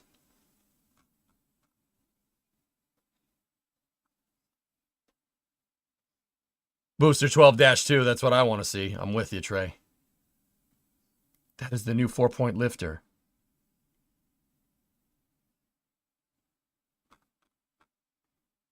How did I miss that? This is this picture from Jack. That's why Max linked this picture. I even like this. I'm like, because I saw the shuttle. I'm like, yeah. That bracket though. That bracket looks, that shuttle. Yes! I don't know, man. I've had my head completely up my keister this entire week because of the dang dog. You didn't watch the Starbase update. I'm sorry, I couldn't afford it. Dude. Okay. This is a lifting bracket. It's a Starship lifting bracket. And it just kind of curiously also has the bumpers in the exact same spot as where the catch arms would be in the closed position, but whatever. This once you start seeing stuff like this, that means the design is getting fleshed out. Once you start seeing specialized equipment, like the booster transport stands or the Massey's test stand. It's more specialized equipment. It's not just pick it up and put it on an SPMT and move it over there, right? I can't believe I missed this, dude. Alert Chris B. He mentioned the shuttle. Yes, tell him. I just can't afford it. It makes me happy. Those VAB pictures confuse my brain, seeing such a heavy, expensive item floating that far in the air with nothing underneath it.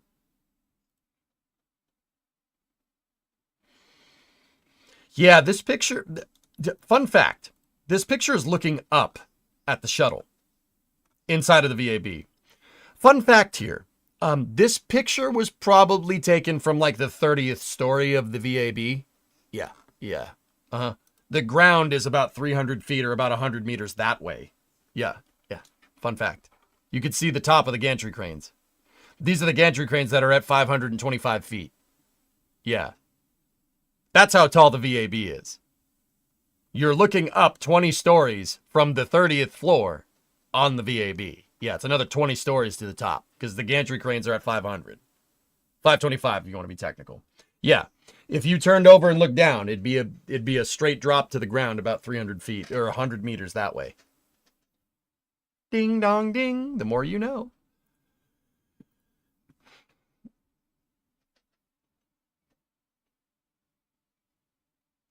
Anyway, dude, that's awesome. That bracket looks like the shuttle's bracket. Now, let me just study this real quick. There's something right there. I don't know. That's probably a locator, if I had to guess.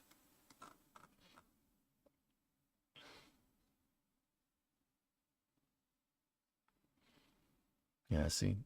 It's picking up on the pins on the sides, see? Yeah, those are looking for, see that? They're locating it robotics style, see? At least I think. And then yeah, see there's an actuator there and this thing the two tabs can actually move in. Is that going from the transfer aisle to one of the bays? That's correct. Come on, I want to see LC-49 in 8 fully stacked Starships. Trey, I have another theory about that if you really want to know. I mean, you guys don't know the can of worms that you open. I've thought about this. I've put way too much thought into this. Let me put it to you like that.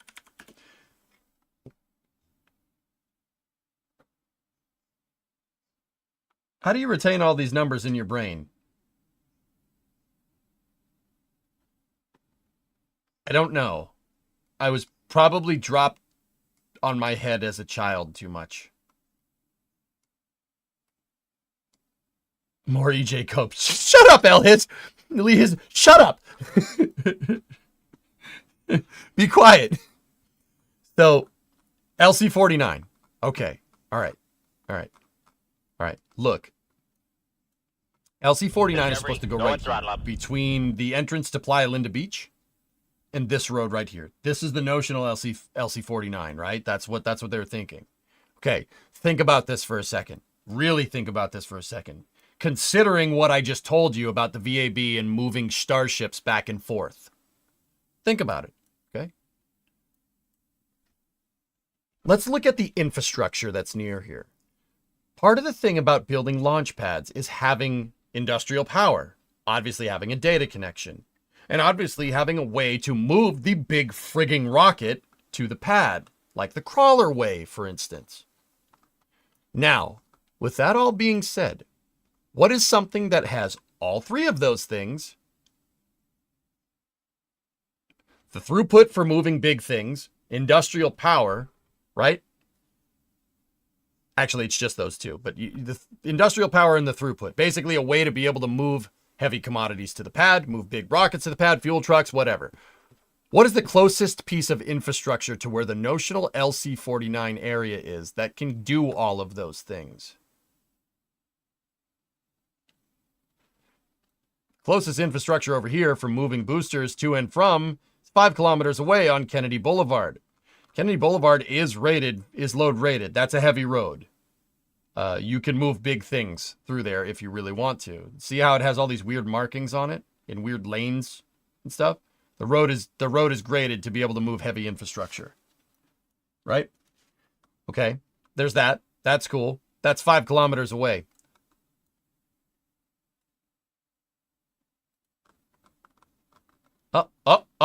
What's that? What's that? That's the crawler way. Oh, that's weird. That's 4.2 kilometers away. 5,200 meters. 4,300 meters. The closest bit of infrastructure to where the notional LC-49 would be is the crawler way. The crawler way carries heavy power. It carries industrial power and data connections right there. See it?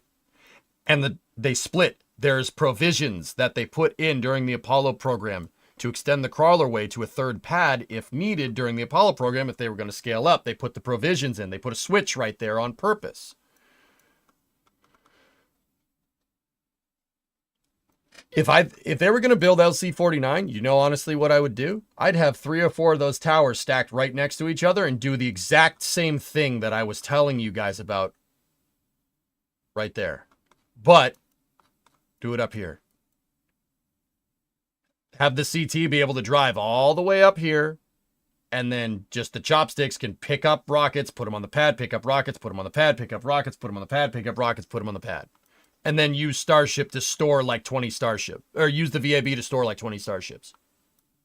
Actually, let me think. What would be the max amount in high bay? You could store 4 of them in there, in the walls, on bookshelves, like I told you. Or you could store 2 super heavies. But the super heavies will be on the pads. So if you have 4 towers right there, Trey, right? You have 4 towers, each one of them with super heavy on it, connected in via the crawler way, just like I'm saying. Like I said, that's 16-meter flame trench. That's so random. I'm telling you, it's not a coincidence. And once again, you can tell me I'm wrong. I probably am wrong, but why? Why 16 meter? That makes no sense. Unless SpaceX is willing to scale up their architecture, which is probably what they're going to do. They're probably future-proofing it. That's the most likely solution. Like, I'm not going to sit here and admit it, but also build another one of these. Build another one.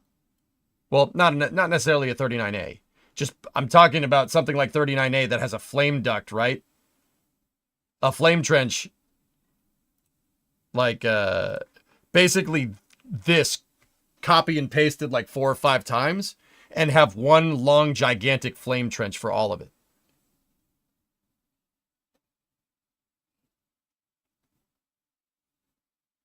The other thing that I had a dream about is having 2 of these pads right next to each other.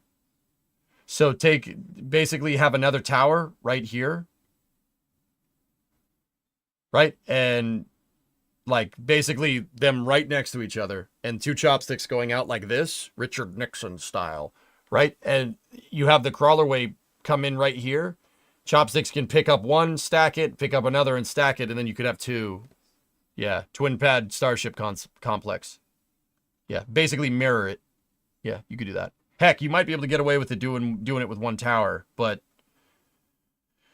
getting the chopsticks to jive like that might be a little complicated.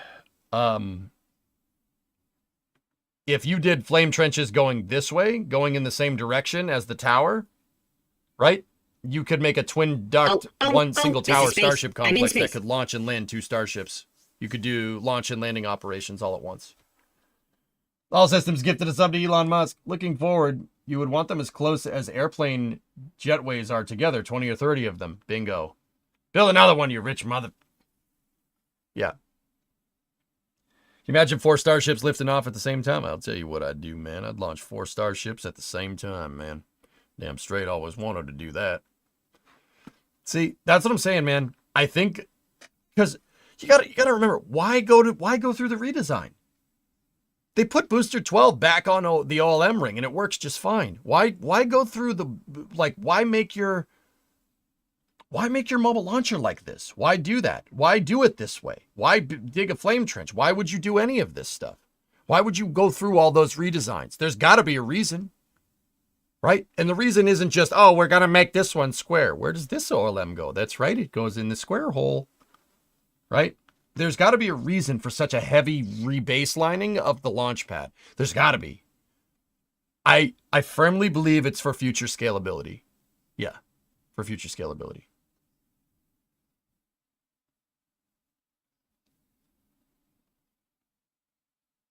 Yeah, anyway.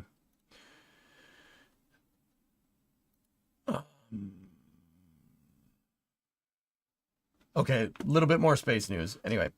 This is coming from Space Operations, NASA Space Operations. In preparation for the arrival of SpaceX's 31st commercial resupply service mission, 4 members aboard this space station will relocate the agency's Crew 9 Dragon spacecraft to a different docking port on the 3rd, on Sunday, because of course it's on Sunday. Why wouldn't it be?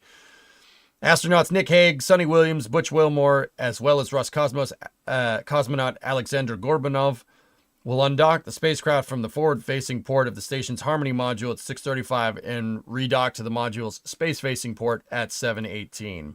Live coverage begins at 6 a.m. Eastern on NASA Plus on Sunday. Ready for Halloween.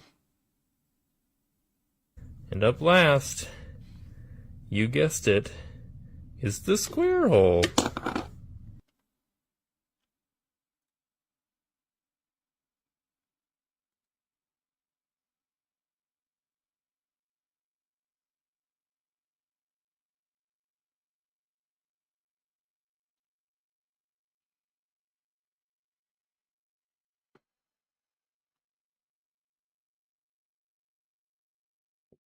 What was I talking about? Can we go back to the part where we were talking about boosters launching and landing? Please. Derailed. I've been up since 4, man. Leave me alone. I'm trying. We're scraping the bottom of the barrel here. Where does it go? That's right. It goes in the square hole. Anyway. Yeah, because the reason why I think of what I was going to default go back to a Starship topic that we weren't talking about. Anyway, yeah, okay, so they're just, the Dragon is going to, the Crew 9 Dragon is going to realign from the V-bar to the R-bar port. It's basically going to plop off the front of the ISS, turn up like this, and then redock to the port on the side, or on the top, I should say. What would be the Zenith port on Node 2. Pretty cool. That relocation is going to be on Sunday at 6 in the morning. So here's the part where I say I'm going to try to be here for it, but that, yeah, it's probably not going to happen. Anyway, moving on. Why not 3 ports for Dragons to dock? Well, they had a 3rd port, John, but it's at the bottom of the ocean.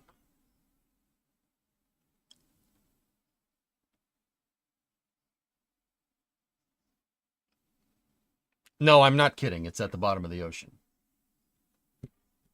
It made a great submarine. Yeah. Please go to bed. Ethereal, yeah, let me finish up here. Hey, Pie Guy, what's going on? So the ports that are up there for Dragon and Starliner to dock to are IDA 2 and 3. International Docking Adapter 2 and 3. These things can be attached to a pressurized mating adapter. The PMA is the shuttle's docking port. The PMA adapts the shuttle's APAS docking port to the CBM, Common Berthing Mechanism. So the CBM is like how the station modules are all attached together. There are only 2 PMAs up there, but we could have made another one. But there were originally 3 IDAs made. There were 2 and a spare. So IDA 1 and 2 were supposed to be up there, and then I'm not sure what they were going to do with 3. There's no way to connect it, but I'm sure we could have figured something out, right? IDA 1 was on CRS-7. CRS-7's at the bottom of the ocean. Yeah, CRS-7 failed. The second stage,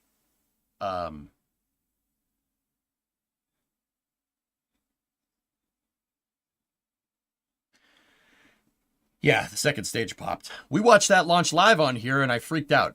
It was great, because I didn't really know what was happening. Nowadays, I'd be like, huh, it popped. That sucks. Whoops. Yeah, that was back in 2015. That was CRS-7 in 2015.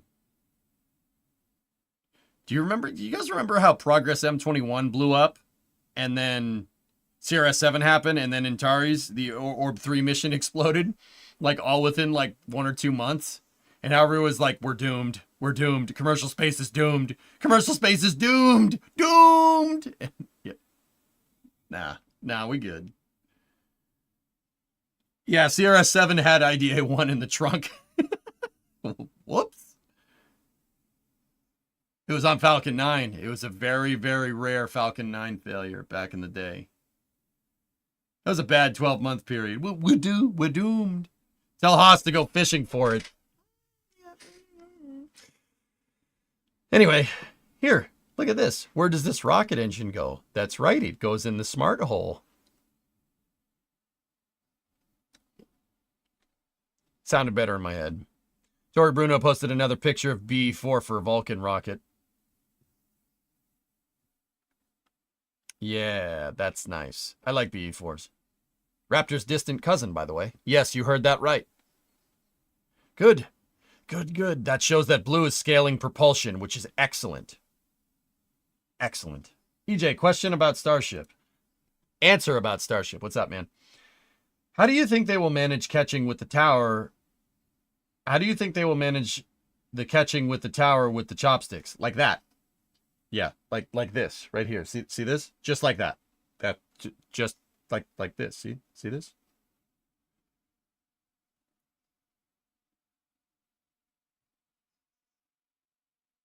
I know you asked about Starship. I was just being a jerk. Alucard,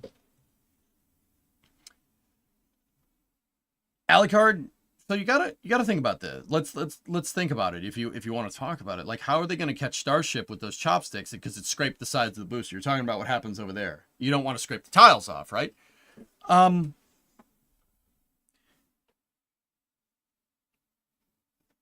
Honestly, a deployable pin. Have a bit of Starship that, you know, where the pins are like retracted and they push out or they slide out, and have the pins deploy and then have it just catch the same way. Probably be a good idea. The other thing, and this is why a lot of people think that Starship is going to have landing legs, that might be the way to do it, dude. It might give Starship landing gear. Give it landing gear like an airplane so it can just... Something actually kind of like what New Glenn has. New Glenn's gear, from what I can tell, is built more like shuttle landing gear than anything. They're landing legs. Good question, honestly. There are a few ways that they could approach it. The other way, which I think is probably a good idea, you got to remember these are composite tiles. They're not silica. They can be banged around a little more. Alucard. So you might be able to handle those kind of bumpers that they put. Like if you look over there top right, see how the booster kind of wobbles around? Those bumpers probably, if it was me. So like I said, you could use deployable pins, right? But still, you're not getting around scraping the tile problem. But see, Alucard, you got to think about this. You're making a tile anyway. You are paying the money to engineer these new unifiber, or these tough rock tiles is what they're called. Toughened, unifibrous, reinforced, composite. Right? You are engineering new tiles. If you're engineering a new tile, why not just engineer a new tile that can take the hit? Right? Right? Why wouldn't you do that? You're not going to design the tile and be like, oh, it doesn't work. Oh, crap. It scraped the tiles off the side. Well, that sucks. Well, I got to go redesign it. That's not how SpaceX does things. Right? Heck, they might not even need tiles in that area. Do you see how well Starship tanks heat? It tanks heat very well during reentry. They might not even need tiles there, dude. Could get to the point where they don't need them there. Maybe that's what they'll do. I'll let you go for some metallic TPS. Best part is no part, baby. You already have a metallic TPS on your leeward side, right? Right? The nose fins are pretty long, so they might be able to catch it without the booster contact because there's way more tolerance for error. Who knows? Yeah. Flip out pins, though, are probably the most likely way. But yeah, you're still going to get some contact with the TPS. But once again, if it was me, I mean, SpaceX had no problem engineering satellites that bump into each other when they deploy to simplify the deployment mechanism. Starlink satellites, when they go to let them go, they bumping into each other. Any other satellite bumps into another satellite, that's death. Right? So why not just make a stronger tile? Just make a tile that can withstand it. Maybe that's why they chose to go with mechanical adhesion in the first place. Tiles are clipped on; they're not glued on. I mean, they're glued on in some places, but not that spot, right? I mean, Alucard, like, think about it like this, dude. If sacrificing maybe, 20, 30 tiles in the bumper area is enough to get your Starship back, well, replacing 30 tiles is no big deal. It's no big deal. I mean, I know SpaceX. They're going to want to make it so you don't have to do that, right? If it was me, if I was doing this, I would engineer a special type of tile for that area that can take the hit. Right? Because why not? Or I would figure out a design where you just don't need tiles there.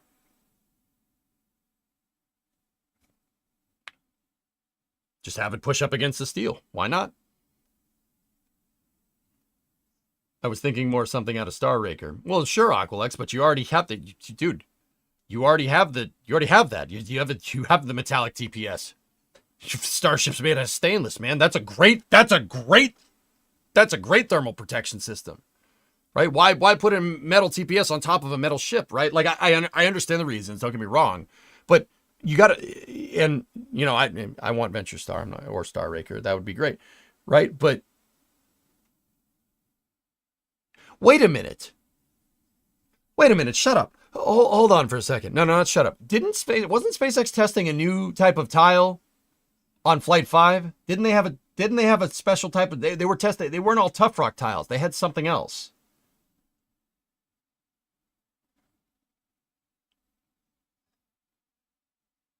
No, Wiz, you don't need to shut up. You're good.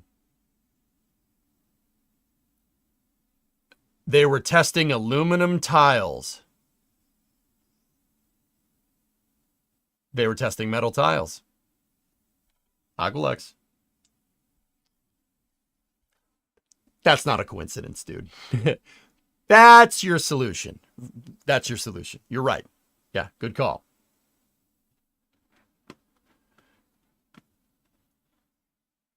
They had some tiles missing on purpose. Can you believe that, Pi? Can you believe that?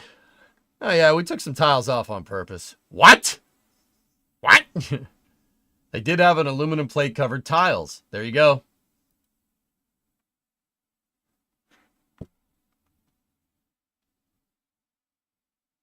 They had a few spots where the tile was removed, and they had aluminum tiles for temperature measurement, according to public information. Yes, temperature measurement. Like I said, man, there's only... Look. Okay. Forgive me for presuming, guys. Alucard, there's your answer. Keep in mind, SpaceX, their design is always in flux because of rapid iteration. It always changes.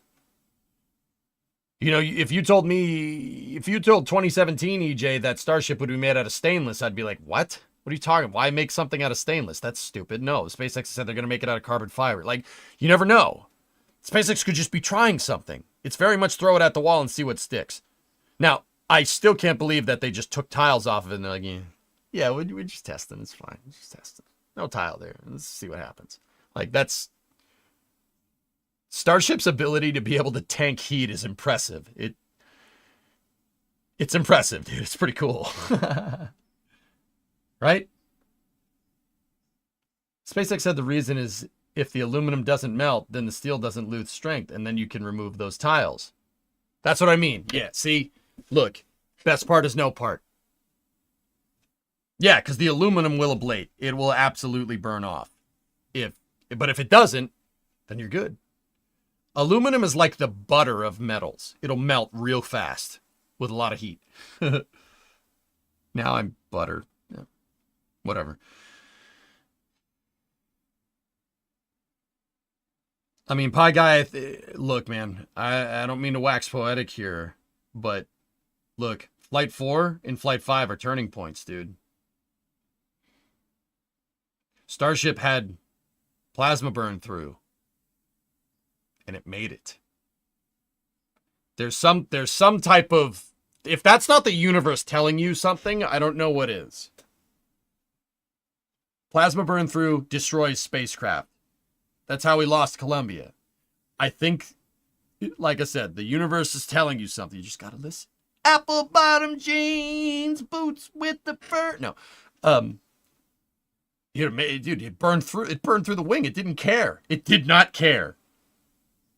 I think there's something very, like I said, the universe is trying to tell you something there.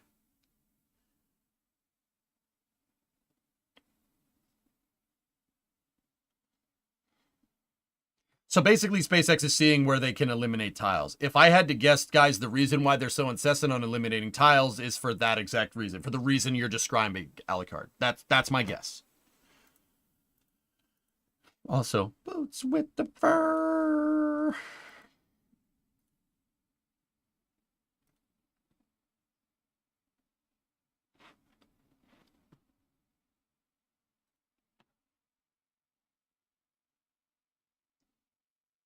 Yeah, I'm not interested in that, Baron.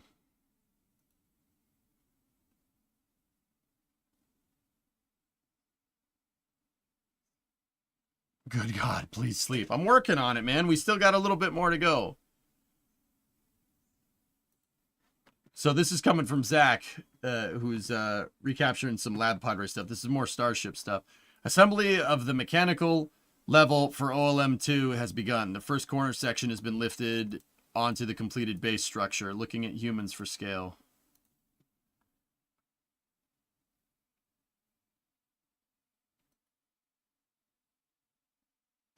Dude, see?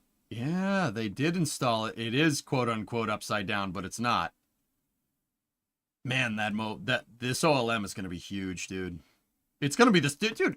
That's what I'm saying, man. That thing's going to be the size of a mobile launcher platform. Look at how tall it is. The MLPs for the shuttle and the mobile launchers for like SLS, Saturn V, they're like 3 stories tall. I know I've stood in one. Look at the dude there. The bottom of the ML is like down here. And then obviously they're not going to keep the top open. There's going to be the top deck, which is the water suppressor. They integrated the deluge and the FireX system right into the design here.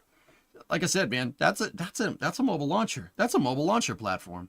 You can't change my mind. It's an MLP. Just like the shuttle program. Same stuff. Yeah, Ryzen sheet thick.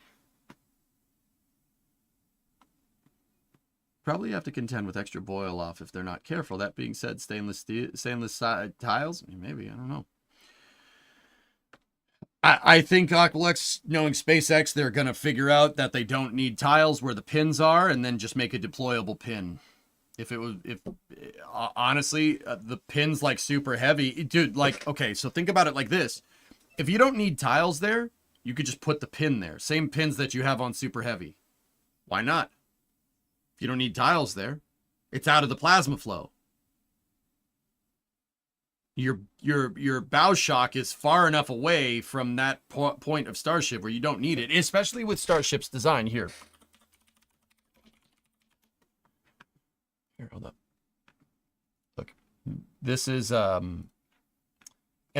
imaging here. Check it out. I always try to show people this to try and understand Starship. Like, look. Okay, this is Schlieren imaging of different types of shapes going at supersonic, and you could figure out, you could extrapolate hypersonics to an extent from here. Okay, so look. A point, so like a spear shape, right? See this? Your boundary is very close to your vehicle with a point. No good.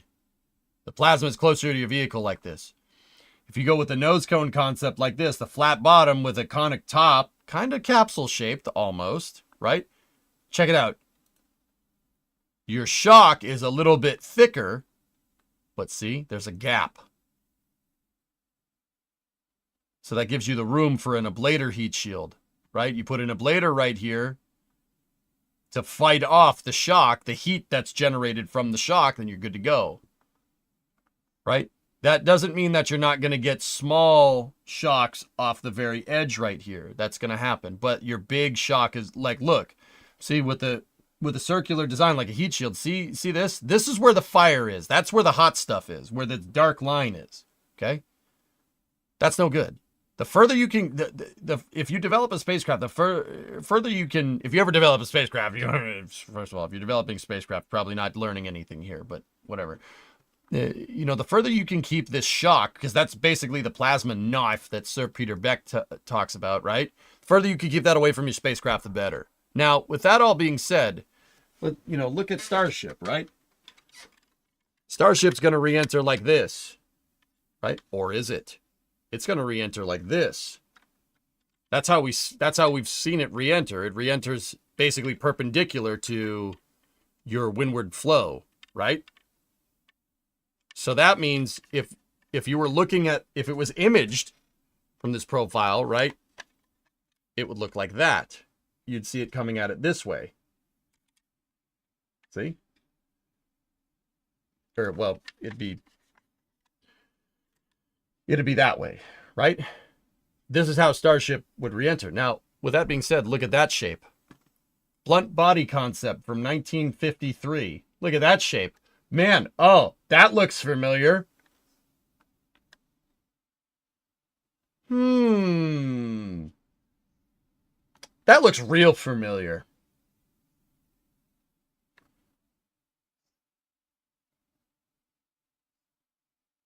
See what I'm talking about? Now, okay, what does that mean? So remember, look, you have small shocks coming off here, but look at how far the plasma is away from the vehicle. Smart. Very smart.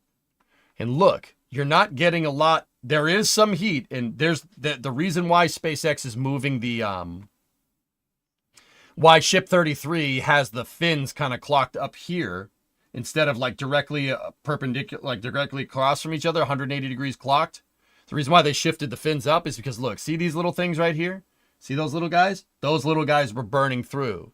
See these little black lines? That's plasma. That's plasma that occurs here. A little bit. It's not as big as the initial shock, right? But that's still a lot of heating happens in this armpit right there. That's why they got burned through. If you move them over there, move them up, they're out of this shock, so to speak, right? Now, think about this for a second. If the shocks are happening, right? If they figure out they don't need tiles here and here, just put the pin there. You look at how far it is away from the shock because of the spherical shape.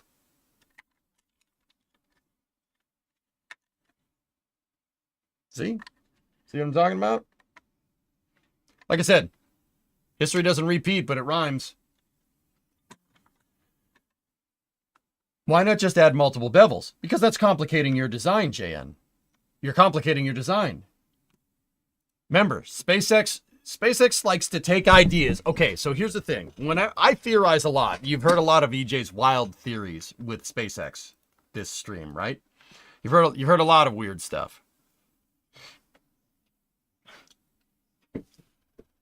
You have to put yourself in the mentality that SpaceX has.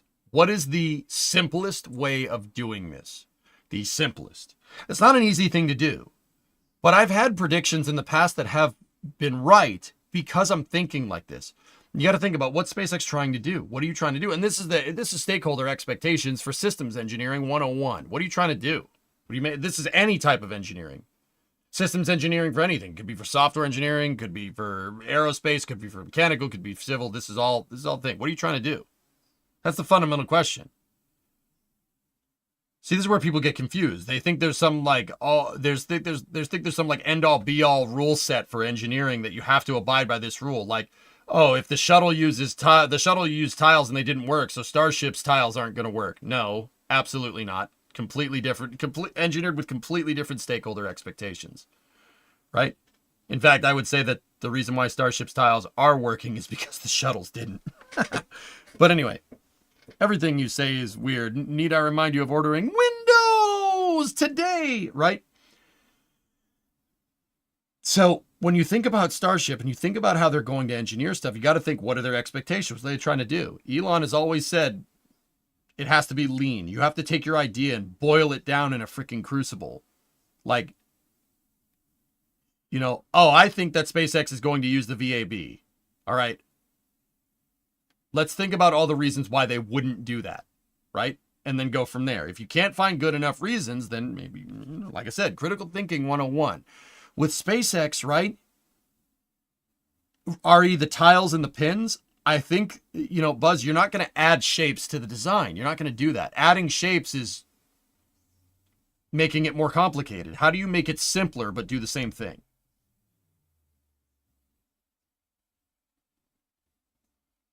Something with a lot of horsepower just drove by my house. I don't know if you guys heard that. That was loud. By that time, you don't need the tiles. There's no rule set, so that's why I'm saying, why not add multiple bevels with superb aerothermodynamics to ensure at least the least amount of plasma interaction? Well, so my question is, clocking the fins higher fixes that problem. It fixes that problem already. It did not. It got filtered. Holy crap, dude. That was loud. Dude, like, it sounded like a top fuel dragster drove by. Right? So, I mean, you could, right? But, Buzz, I guess throwing monkey wrenches in your idea. Not saying you're wrong. Not saying they wouldn't. Like, this is what I think about when people ask me questions. Like, do you think SpaceX is going to do this? I don't think they would add another bevel in there to improve the aerodynamics when you could just move the fins higher. Move the fins higher and use what you already have as your bevel, right? Which is what Ship 33 has. That's a much simpler way to solve that exact same problem. And you don't need to add anything. You're just moving the fins. See what I'm saying? This is the kind of stuff you got to throw monkey wrenches in your ideas. Now, Buzz, here's the thing. I'm not saying you're wrong either. I'm not saying you're wrong. That will certainly fix the problem. But understand that SpaceX needs to mass produce this. Every part that they add is another assembly line for Starship. Right? That's another production line that they need to add to this big production flow that they have of trying to mass produce these things. Remember, got once again, eyes on the prize. 1,000 ships to Mars in 2020, or not 2026. Uncrewed ships to Mars in 2026. Crew in 2028. See what I'm talking about? Like, got to think about that. Keep that in the back. You got to keep manufacturing simple, and in that way, you want to make less, not more, right? So, like I said, I'm not saying you're wrong. I'm just saying that's a good idea. That would fix it. But that's I don't think that's how SpaceX goes about engineering things, dude. Once again, I'm not trying to make this like EJ just craps on chat's ideas all day, you know? But I'm trying to show you, like, that's how they think, dude. Throw monkey wrenches in your ideas. Be like, okay, I think they should do this. No, what's the reason why they wouldn't? And if you can't figure out a reason why they wouldn't do that, right? Then, like, okay, that's how they would do that, right? That's what I do with the VAB idea. I think the VAB is a great idea. It's a high bay. You already have it. It's already there. SpaceX has a knack in the past of reusing hardware, like 39A, for instance, or Pad 40. They use what's pre-existing. Why build a new high bay? Why build another high bay at the Cape when you have the VAB? The VAB is there. Use it, right? That's my whole impetus for that. Now, I'll admit them, you know, SpaceX buying Crawler Transporter 1 and using that as a little bit of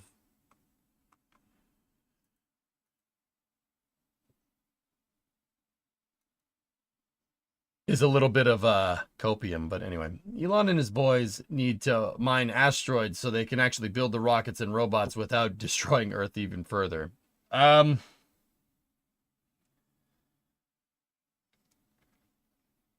Yeah, see, unfortunately, there's that whole thermodynamics thing, homie. We want to get something big enough to get out there to mine. We're going to have to destroy the planet a little bit more, you know what I mean?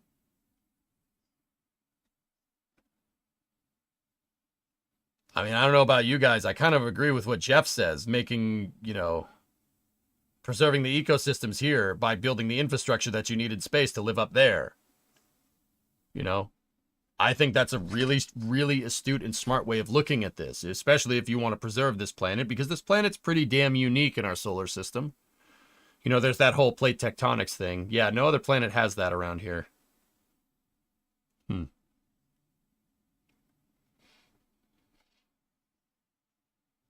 I understand that, but to go to Mars? Here's the thing, JN, if you can send this freaking thing to the Martian surface, you can mine asteroids. If you have the infrastructure of moving this 100-ton behemoth to the surface of Mars, mining asteroids shouldn't be an issue. Once again, it's just picking your goal, right? Picking your goal. If you're building a rocket that's big enough to send this to Mars, you could go to the moon. No problem. Easy peasy. Yeah, you could send this to the moon. Yeah, fine, whatever. SpaceX is looking at in-flight refueling, right? They want to be able to get refueling, which is their next big step, minus, like there's the booster catch. And I still can't believe that freaking happened, but they want to do in-flight refueling. If you could do in-flight refueling with rockets, you can go wherever the hell you want. A fully fueled Starship sitting on low Earth orbit with payload could move 100 tons, actually on a pretty punctual schedule, pretty much anywhere in the solar system. No problem. I mean, you guys got to think. The staging velocity for Super Heavy is superbly low. That means a Starship in the future carrying 100 tons of payload. What would you guys think? What do you think its C3 is? Characteristic energy. It's got to have at least 5-6 kilometers a second delta V. Easily. It has to. Right? What I'm trying to say is that Super Heavy stage is really, really low. It's a very, for a rocket that big, it has a staging velocity lower than Falcon 9, believe it or not. Starship basically brute forces itself up into space because it's so freaking big and it has a ton of power behind it, right? If you were able to refuel that up in space, you could go anywhere. Anywhere you want, dude. You want to go to asteroids? Sure, absolutely. And not only could you go there, you could go, like I said, you could do it on a punctual schedule. This thing is designed to be able to get to Mars in a couple of months. That's ridiculous. This is sci-fi 15 years ago. This is ridiculous. This is something that's a pipe dream that you read about in near future space tech, right? But it exists. Well, not as I just described, but it's almost there, right?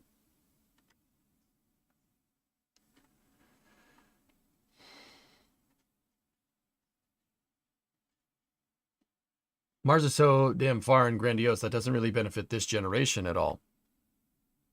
I think you underestimate SpaceX's resolve. Dude, if they're not on Mars by the end of this decade, they're definitely getting there in the 2030s. I'm sorry, man. The timeline shifted when this happened right here. See that? You don't know how big of a deal that is. Well, a lot of you do. If you're watching the stream, you probably do. Discovery, go at throttle up. Hey, Crustacean, 37 months. Thanks, buddy.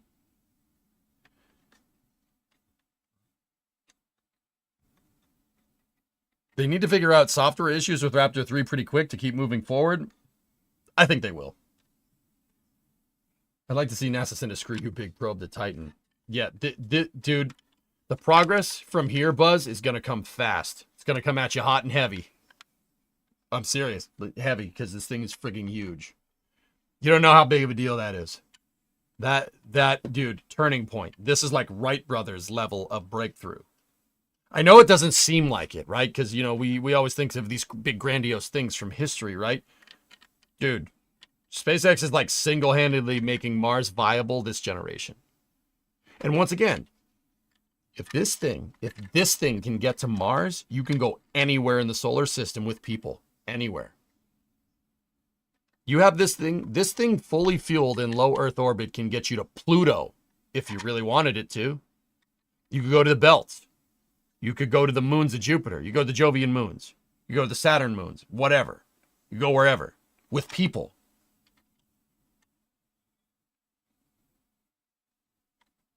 this thing, yeah, in the transfer window, if SpaceX does what they say they're going to do, in the transfer window, this thing could get you to Mars in about 2-3 months, probably quicker. 2 to 3 months, man. Look, that's actually super slow, but it's a start. Let's go to the moon first. Dude, once again, if you're building this thing big enough to be able to send this to the surface of Mars, you can go to the moon. You can go to the moon and come back. It's already there. It's like you built a truck, right? You built a truck to move cargo from point A to point B, but point C is on the way. But just stop there and keep going. Or just go to point C and come back to A, refuel, and then go to B, right? It's like you have your list of errands. You got to go to the grocery store. You got to go to the dry cleaners. You got to go to the laundromat, right? Like, now don't get me wrong. With how spaceflight works, you don't start and then go A, B, C. You start, you go to A, come back, go to B, come back, go to C, come back, because you have to refuel in low Earth orbit. Your gas station is at your house, right? Or if you're driving an EV, your charging port is at your house, right? Dude, and see, look, this gets even crazier. It gets even crazier if SpaceX mitigates boil off.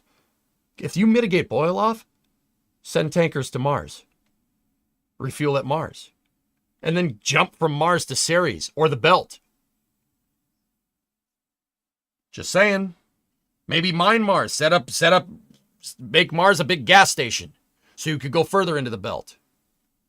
Just like, dude, we are almost, minus the Epstein drive, we're almost at the expanse with this thing. It is nuts. Now, guys, see, you want to know where my mind goes? My mind goes cycler orbit refueling starships. Cycler orbit refueling starships. If you know, you know. You don't know how potent this thing actually could be. This thing could be nuts.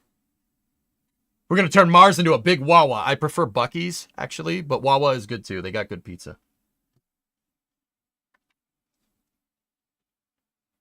You make it sound like Star Trek. Dude, we are on the verge of this. Like, dude, we're close.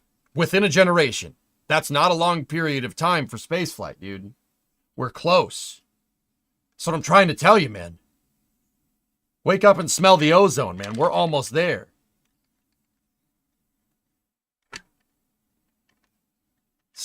Dude, how about a depot starship in a cycler orbit? Depot starship and cyclers. Go to Mars whenever you want. Just saying. Build Mechazillas on Mars and catch boosters there. Zeb, here's the thing, dude. You don't need Mechazilla on Mars. You don't need that. Starships can SSTO from the surface of Mars. Easily. Easily. There's no need for catching devices there. Dude, this thing can almost SSTO from Earth. This thing almost has enough delta V to make it out of Earth's grav well by itself. Mars has 1/3 of the gravity. This thing can SSTO on Mars. And here's the crazy part, dude. No thermal protection needed. If you're going from low Mars orbit down to the surface and back, you don't need TPS. You don't need tiles. There's not enough atmosphere in the way. The only reason that you need tiles is if you're coming from Earth on what's called a transmartian injection. If you're coming from Earth and you're hitting the atmosphere and you aerobrake the atmosphere, then you're going to generate enough heat to need tiles. But if you're going up to low Martian orbit and then back down, no tiles needed. No, don't need that.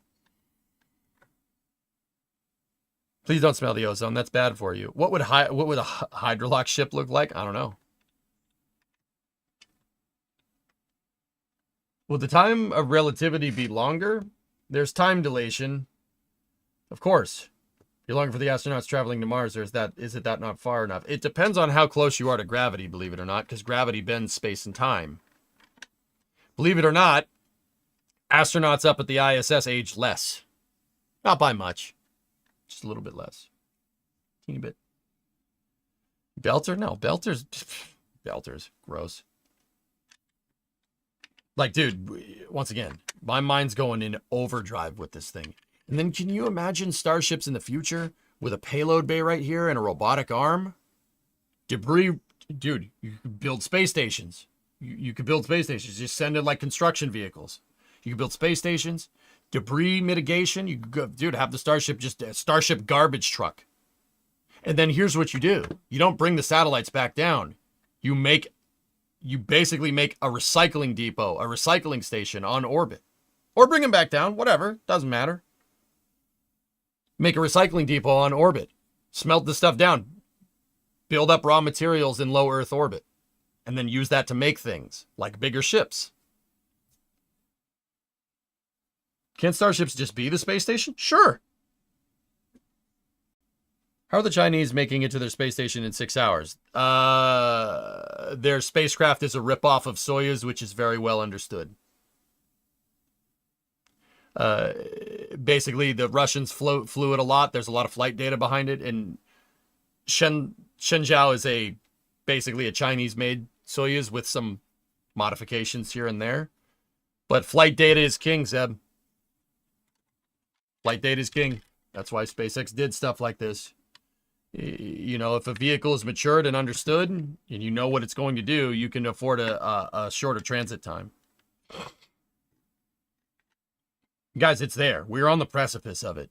We're on the verge of this being nuts. You could do insane stuff with this. Okay, appreciate it, but it does look super similar. Yeah, because it's a ripoff.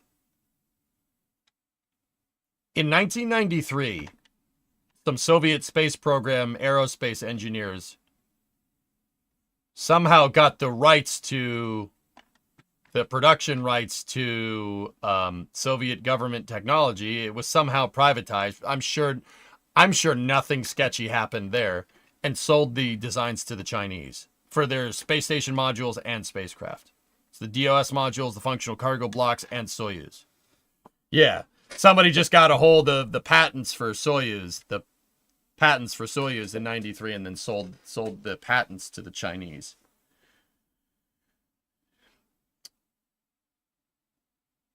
Very interesting how you got patents on a piece of government technology. The Soviet Union is patentless. That's weird.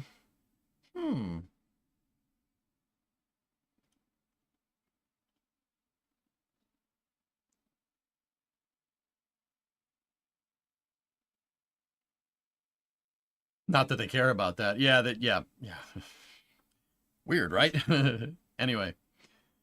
All right, dudes. That was a good space news. There's a test scatter. Last bit of stuff here. This is coming from McGregor Live. They're building a new Raptor test stand. There's the flame diverter being moved. This is on McGregor Live, coming from NSF. Yeah, check that out. That's a new flame bucket. See it?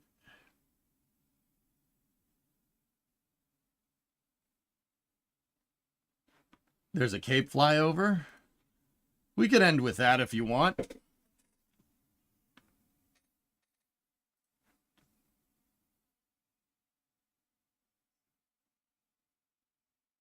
Oh, Max did this. I kind of don't want to show like the entire flyover, dude. I don't want to show the whole video because I want people to go and look at it on NSF. So you'll get a little bit of a teaser here, and then we'll go from there.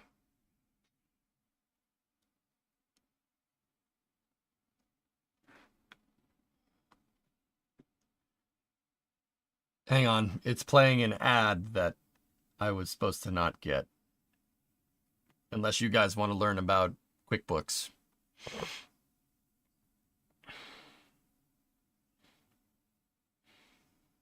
I hate ads. I hate them so much. Seriously, I have trouble keeping focused on one thing. I don't need YouTube changing the damn subject every 15 to 30 minutes. It's ridiculous. Makes my brain hurt, man. Watching a ton per usual, but there's also been some strange hardware movement that could potentially be related to Starship. Blue Origin continues to prepare for New Glen's debut flight in the coming months, and we'll also be looking at the aftermath of Hurricane Milton. Oh, that's broken. Across both the KSC and the Cape. Howdy, everybody. My name is Max Evans with NSF, And all of that is coming up and more on this month's Space Coast Flyover. We are ready for takeoff and departure. Nice Robinson. All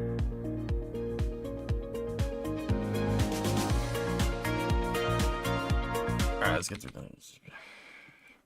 This new tent is going up right in the footprints of where SpaceX had built the segments for Space Launch Complex 40's new crew access tower. Once complete, the tent will extend south near to where they had built the foundations for what was going to be their Florida mega bay. RIP. RIP indeed. Hold on. Also, just casual Falcon 9 fairings just hanging out. Just flight-proven fairings, just, it's fine. Just leave them outside, whatever, it's good. Yeah, Dan, I wanted to say this real quick. Thank you for the kind words, man. I'm going to get some sleep tonight, but yeah. Tent. It's actually huge. With some help from Google Maps, we can estimate that this tent is about 40 meters wide and 140 meters long. Backroom chatter says it's Falcon 9 storage. You could fit 4 Falcon 9s in there.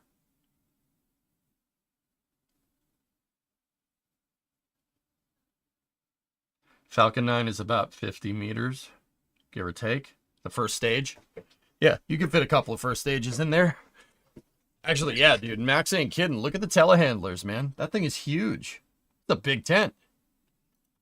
Or 130 by 460 feet. To put that into context, that should easily fit an entire Starship stack horizontally. So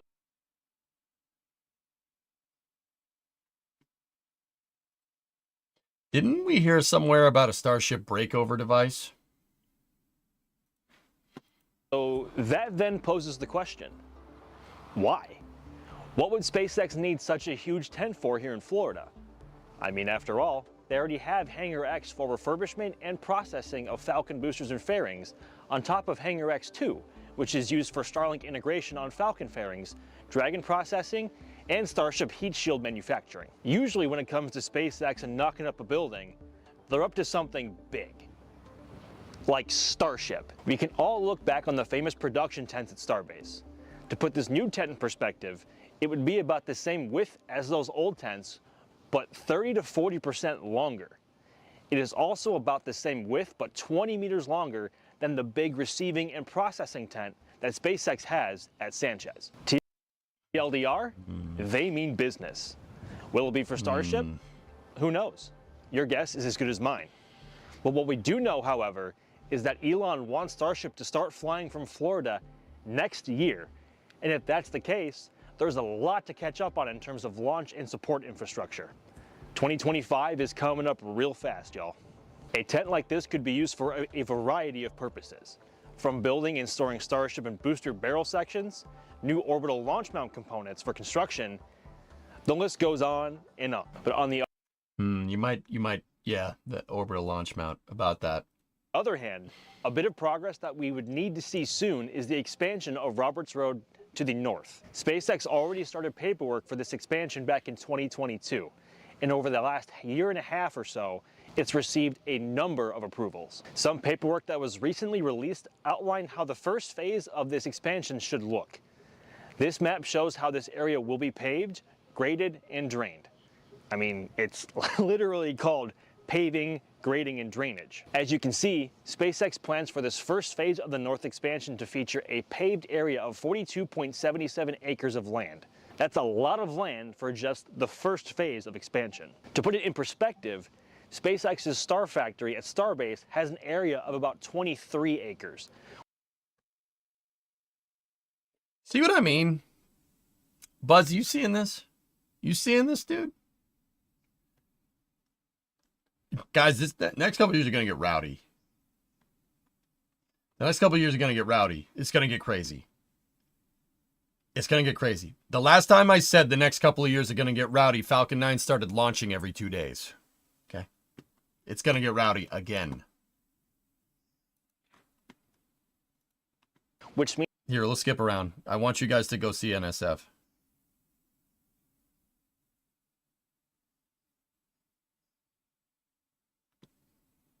What do we got over here?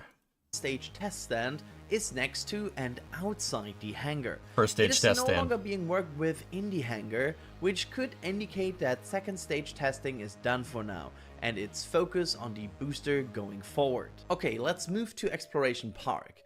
Yeah, dude, 47 acre job site, dude. And that's Blue is building up like crazy, dude. Especially since their work construction really understand that level of jobs. Yeah, man. I'm telling you, SpaceX is scaling. They're scaling hard, dude. And I mean, look, Blue's just building up buildings left and right. They're growing like friggin' weeds. Here we actually saw some damage from Hurricane Milton, which recently passed the Cape, and caused levels of destruction at all kinds of different facilities. Yeah. Aw, that poor structure. Which one? The one right there that got blown over in the hurricane. Yeah, that All sucks. that crumpled steel on the ground, that was the structure. Oh. You can see it at the Oh. construction of the storage building, which fell over during Hurricane Milton. That's You live in Florida, maybe you should try to get in on these building the roadways. Future possible pads, you run a motor grader. All right, heck yeah, Buzz. So yeah, dude, so actually, dude, when we do watch these flyovers, what I like to tell people is like, okay, so Max was looking at that drainage plan a second ago. Now, he said that the asphalt area is 42.77 acres. Look at the elevation. Plus 6.5 feet NGVD. You got to build up. You got to build up above the water table, especially if you're building something like that. And that requires a ton of grading. You know exactly what I'm talking about, right? You have to build a retention pond. If you don't build a retention pond, it's going to sink. Right? I'm surprised they didn't mention that. See all this empty space over here? And that shot that's right before this? Look, this is the wetlands. So if you're building and you displace the wetlands, you got to give that water places to go. That's why you build up on a mound. Yeah, exactly. See, they're only plus 6.5 feet.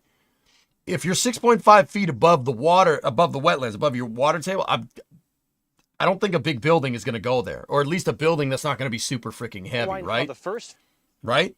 Dude, you know. 25-foot radius is on the entrance right there. See that? I usually build 100 plus inches above sea level, right? You have to, exactly. See the buffers? They got to drain it. If you don't drain this, it's not going to work. Now, I'm really wondering what they're going to do over here, but that's another story. Now, once again, check it out. Some of these roads, those roads have a 25-foot radius. These roads down here have a 35-foot radius. 35-foot radius indicates something big is going to need to move around in here. 35-foot radius is large. That's something heavy. I would actually really like to see the subgrades here. What kind of subgrade does this asphalt area have? We'd have to go look.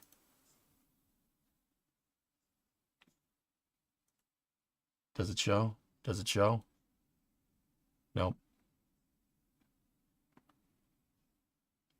They could be putting piles under the asphalt. If you give me the blueprints, I could definitely show you. Talking massive anchoring into the Earth's core at that sea level. Yep, exactly. Exactly. If you want to build something big, you got to go down, like what they did with the VAB.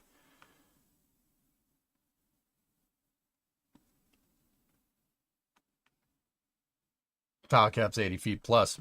Yeah, if you're building something big, that's kind of the other reason why I think Starship is going to use the VAB, because it's there. Because it's tough building a 500-foot tall building in the wetlands. That's really, really difficult to do. Anyway, the building fell over. the most important thing is that everyone seems to be okay. The good news though, next to that, Lunar Plant 1, where Blue Origin will be producing its lunar lander. Yeah, some serious concrete. Yeah, right? Not quick. Yeah, no, it's not. They ain't using the concrete you get at the hardware store, man. You ain't kidding. Fiber with the heat treatment over a month. Seems to be relatively Gotta get the fine. sucker to cure, my brother. With smaller damage, it is always hard to tell. Look at these. Just look at these buildings that Blue is building. It's just freaking huge. And was actually seeing active work as we flew by. Besides Look at that. that, it seems in general most of Build stuff like this, right on, man. Dude, this is the guy. Dude, like, I like talking about the rockets and stuff, but I also like talking about this stuff too. That stuff's really cool to me. Like, I'm not going to sit here and pretend like building a building like that is not some simple freaking thing to do. It's not. I don't give a frick what anybody says. That's hard. This is hard to make something like that. Prediction as to whether New Glenn is launching weekly. It will in the future, original, for sure. For example, the 2CAT, the second stage cleaning and testing facility. Yeah, that thing got wrecked. Still empty after the recent rut and damage to the building, and it seems Blue did not really. Well, that little guy, I wouldn't worry about that little guy. Advance the repair to prepare a return on testing anytime soon. One here. Interesting note that popped up. Wong, watch this video. I'll link it up. That Blue are going to be expanding the composite section. Here, I'll link up the video, guys. Please go give NSF the clicks. Too much information just These are awesome videos that are full of juicy information. Long story short, dude, Blue is moving. Blue's ambition to have a high flight rate for New Glenn. See? What we also saw is some progress in the parking garage. That building is almost finished and seems to be close to operational. We love parking garages tracking here at NSF, so let's hope this also gets a sick decal just as the one in Boca. That new clearing is definitely more defined over here. Which one? Oh, that one? South side of Yep. Blue. The ground for the spin form facility is also now seeing preparation for the There's your foundation. grading right there. You can see it here where the ground is brown, exactly where the footprint of that factory is planned. And further ground preparation is on the way at the southern expansion, where Blue will continue to expand. This is, so looking at Adrian's, the footage here from, actually this is from Max, D, and I think Julia, I think is who took this on the helicopter flight. So you guys see this?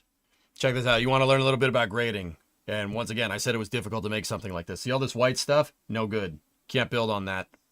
Can't build on this. See the dirt? See the darker dirt up there on the left? Got to build on that. Florida is wet, obviously. See the water? It's wet. But if you're building on Florida soil, there's limestone. Limestone on the surface. A lot of limestone chunks. Building on limestone chunks is like building on a sponge. So here's what they're doing. They scraped all the topsoil off, right? They scraped all the foliage off, and you got to scrape the topsoil off. You got to get down to the sand. If you don't get down to the sand and then put pilings in, it's going to sink. You see, once again, you see how this has had all the topsoil, or not topsoil, this has had the foliage removed, but not the topsoil. You don't want this. This is bad. Building on that is death. Right? You gotta get all this limestone, and you gotta get down to the chunkier sand down there. You gotta get down to dirt. See over here? So they got a lot of grading to go on this.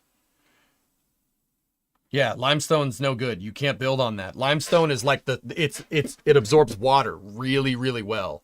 Very porous, absorbs water. No good. Can't build on that. Said the same thing at the same time. Yeah, my brother, dude. Buzz, I know a lot of people down here, and B, one of my cousins is a geologist, and I actually asked about it.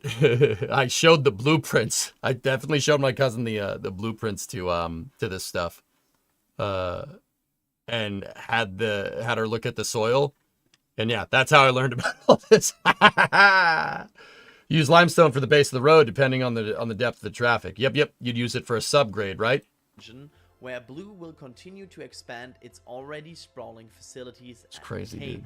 And of course, we are not complaining about that. Geologist must be good with maps. What's up, Midge? Am I building the Pillar of Autumn? I am building the Pillar of Autumn in Satisfactory. Especially with New Glenn's first launch moving closer. Oh, Midge, you'd love this. I gotta show you. I'll show you after this. Hold on. Last flyover, Blue Origin has moved Jacqueline, the drone ship it'll use to land the New Glenn first stage, out of Port Canaveral. And I believe it, Minnie. Jacksonville. This is weird because based on a recent communications permit with the Federal Communications Commission, the company had planned to perform more testing with this vessel and New Glenn hardware out at sea. All right, hold on. I'm gonna zip. Here we go. I want to get to the 39A stuff. Ryan's cool. I like Ryan. That's a mohawk, by the way. If you're wondering, like, what's with his head, dude? He's got a mohawk. It's just down. It's pretty freaking metal. facility here in Florida in the not too distant future. Over the past few months, it appears the company has also been carrying out some minor work on the launch tower at Launch Complex 39A, particularly around the base. We already mentioned in our last Space Coast flyover, but SpaceX has been fortifying the trenches for the commodities that will supply the tower. Following Hurricane Milton, the National Oceanic and Atmospheric Administration, or NOAA, conducted an aerial survey to assess the damage the hurricane inflicted upon the spaceport. These images were recently published, providing a much clearer view of the work on those commodity trenches. He's talking about these things over here. Commodity trenches are a nice way of saying fuel lines, fuel and oxidizer lines that go to the pad. But it's not just fuel and oxidizer. It could be, it's pneumatic systems as well. Nitrogen, helium if needed. Probably not for Starship, but English dude wearing a Merlin shirt. Yeah, that's Ryan. Ryan's the man. I like Ryan a lot. He loves Ares 1, so we're bros. Our flyover footage is the addition of new stairs at the rear of the tower's base, along with extra handrails. Why they've only now installed these rather than earlier remains a mystery. It does make one wonder though, if they had the time to install these additions, then why not also begin constructing the other planned installations like the new flame trench or the tank farm that was left unfinished in 2022. Another change we've noticed is that SpaceX appears to have introduced the same white flashing lights on this tower as those we've grown accustomed to seeing on the original Starbase launch tower. These strobe lights are an aviation obstruction light used to alert aviators to the presence of a structure tall enough to pose a potential hazard to navigation. While we haven't observed them in action every single night, it appears that SpaceX is combining them with blinking red lights. They're certainly not going to be easy on the eyes, although that's kind of the point. In the meantime, SpaceX continues to launch Falcon rockets left, right and center. During our MDK, did Bezos buy Starliner? No. There's kind of whispers that Boeing wants to sell it, but I think it's just posturing for them to get better contracts with NASA. Pretty damn sure. Anyway, you guys want to watch more of the flyover? Go over there. I'll post a video again. Once again, I work for NSF. I commentate there on launches and am a host weekly on a show called The Flame Trench. That's on Fridays. Oh, and next Friday is Hawaiian t-shirt day, so just go ahead and wear a Hawaiian t-shirt. But yeah, those videos are super useful. Always cool. Get good information like that, like those plans. It's good stuff. I don't want to show the whole video here because I want you guys to go over there and watch it there. What other streamer is going to say that? You know, you want to see the pillar? Okay, that's going to do it for Space News. Real quick, I want to show you guys. I'll show you guys that. We'll cap off Space News. There's not much else. I'll just load up Satisfactory real quick, even though we're not in the right category. But I'll be working on this build tomorrow. No, guys, no after hours. I gotta go take care of the dog. He's been down in the house for a couple hours by himself. Now, it's not a big deal, but I don't want to just leave him there. You know what I mean? Is that best of the best? I try, dude. I try. Midge, check this out. Flame Trench should have a doctor look at that. Well, it's only when you have Taco Bell. Midge, you'll like this. I'm doing this just for you. Okay? I'm doing this just for you because I like you. Okay? Give him a treat for you? All right.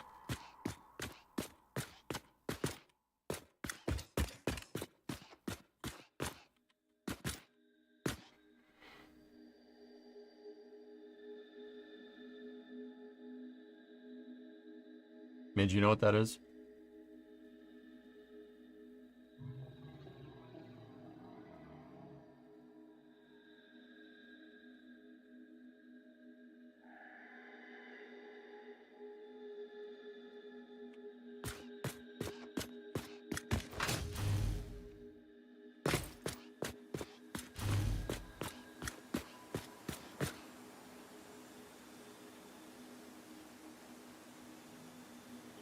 It's a cradle. It is a cradle.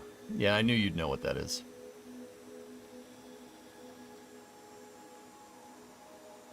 Good job. Thanks, MDK.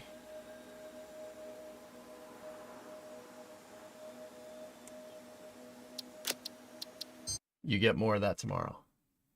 More of that tomorrow. I'm gonna go get some sleep, guys. Midge, I'm doing a 1-to-1 of the Pillar of Autumn.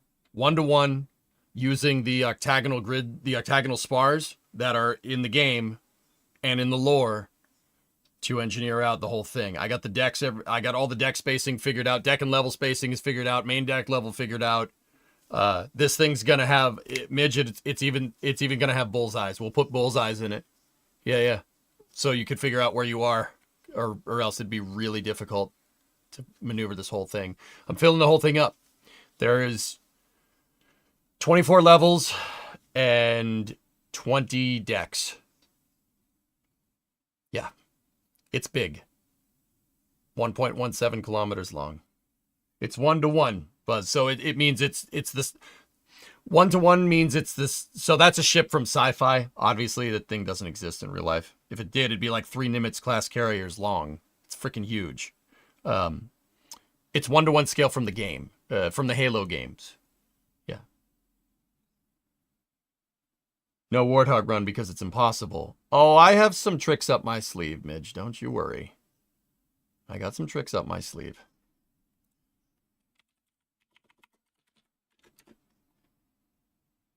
Rocket City stream if you want to raid. The snowball's at your front door. I know, Tessa. I got him in yesterday. Yeah. So if you like Halo, that's what I do before I do space news every day. Midge, like I said, we got some tricks up our sleeve here. I know about the Warthog run. I know about the scaling issues. We can't obviously do the Maw, but I got some tricks up my sleeve. We'll figure it out.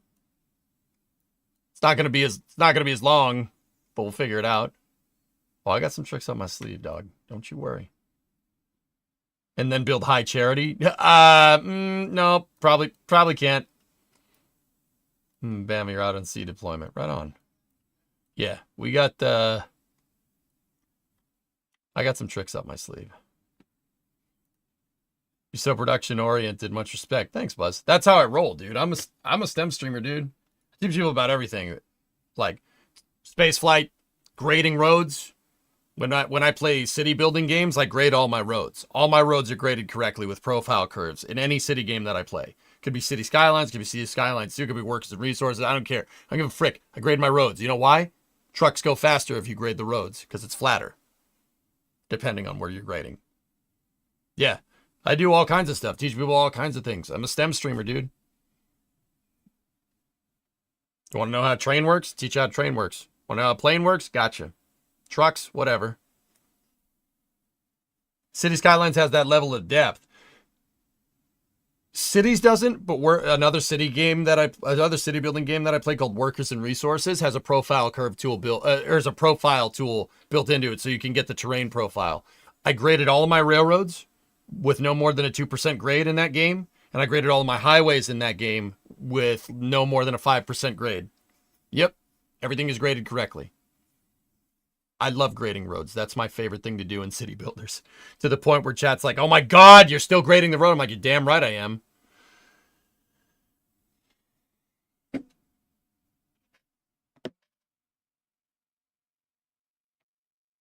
Anyway. Want a job? I'll teach you to run a grader. If this whole streaming thing doesn't work out for me, brother, I might take you up on that. I know somebody that's in the hoisting business in Central Florida, though. So, I mean, I don't know. I'd rather the crane to move the rockets around. The crane to pick the sucker up might be a good idea. But anyway. All right, dudes. I'm going to get some sleep. I've been up since 4 a.m. That was the last. Lars, please. Okay. I got to say, I'm not keen on playing the Halo series, so I've been reading the lore. What the heck, dude? Just like, well done. I love Halo. Halo's my jam, man. I wasn't always into like regular spaceflight stuff, guys. I loved sci-fi. The reason why I love sci-fi is because it seemed like learning about sci-fi stuff is good because we weren't ever getting near there anytime soon. But that ain't happening no more.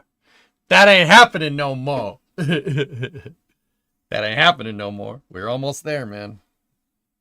One final effort is all that remains. Bum, ba bum, bum, bum. I can tell you love sci-fi first. I'm a nerd, man. What do you want? I'm a freaking nerd. What do you want? Like, that's what I do.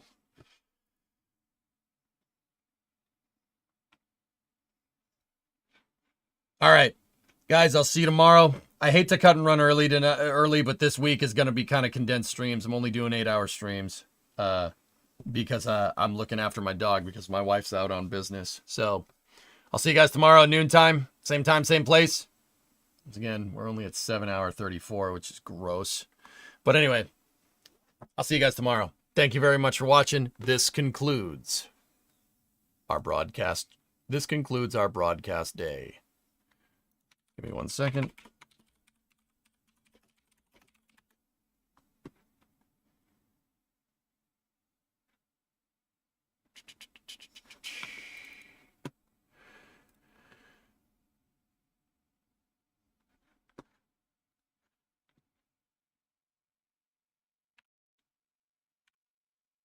All right. Thank you very much for watching, everybody. I'll see you guys all tomorrow.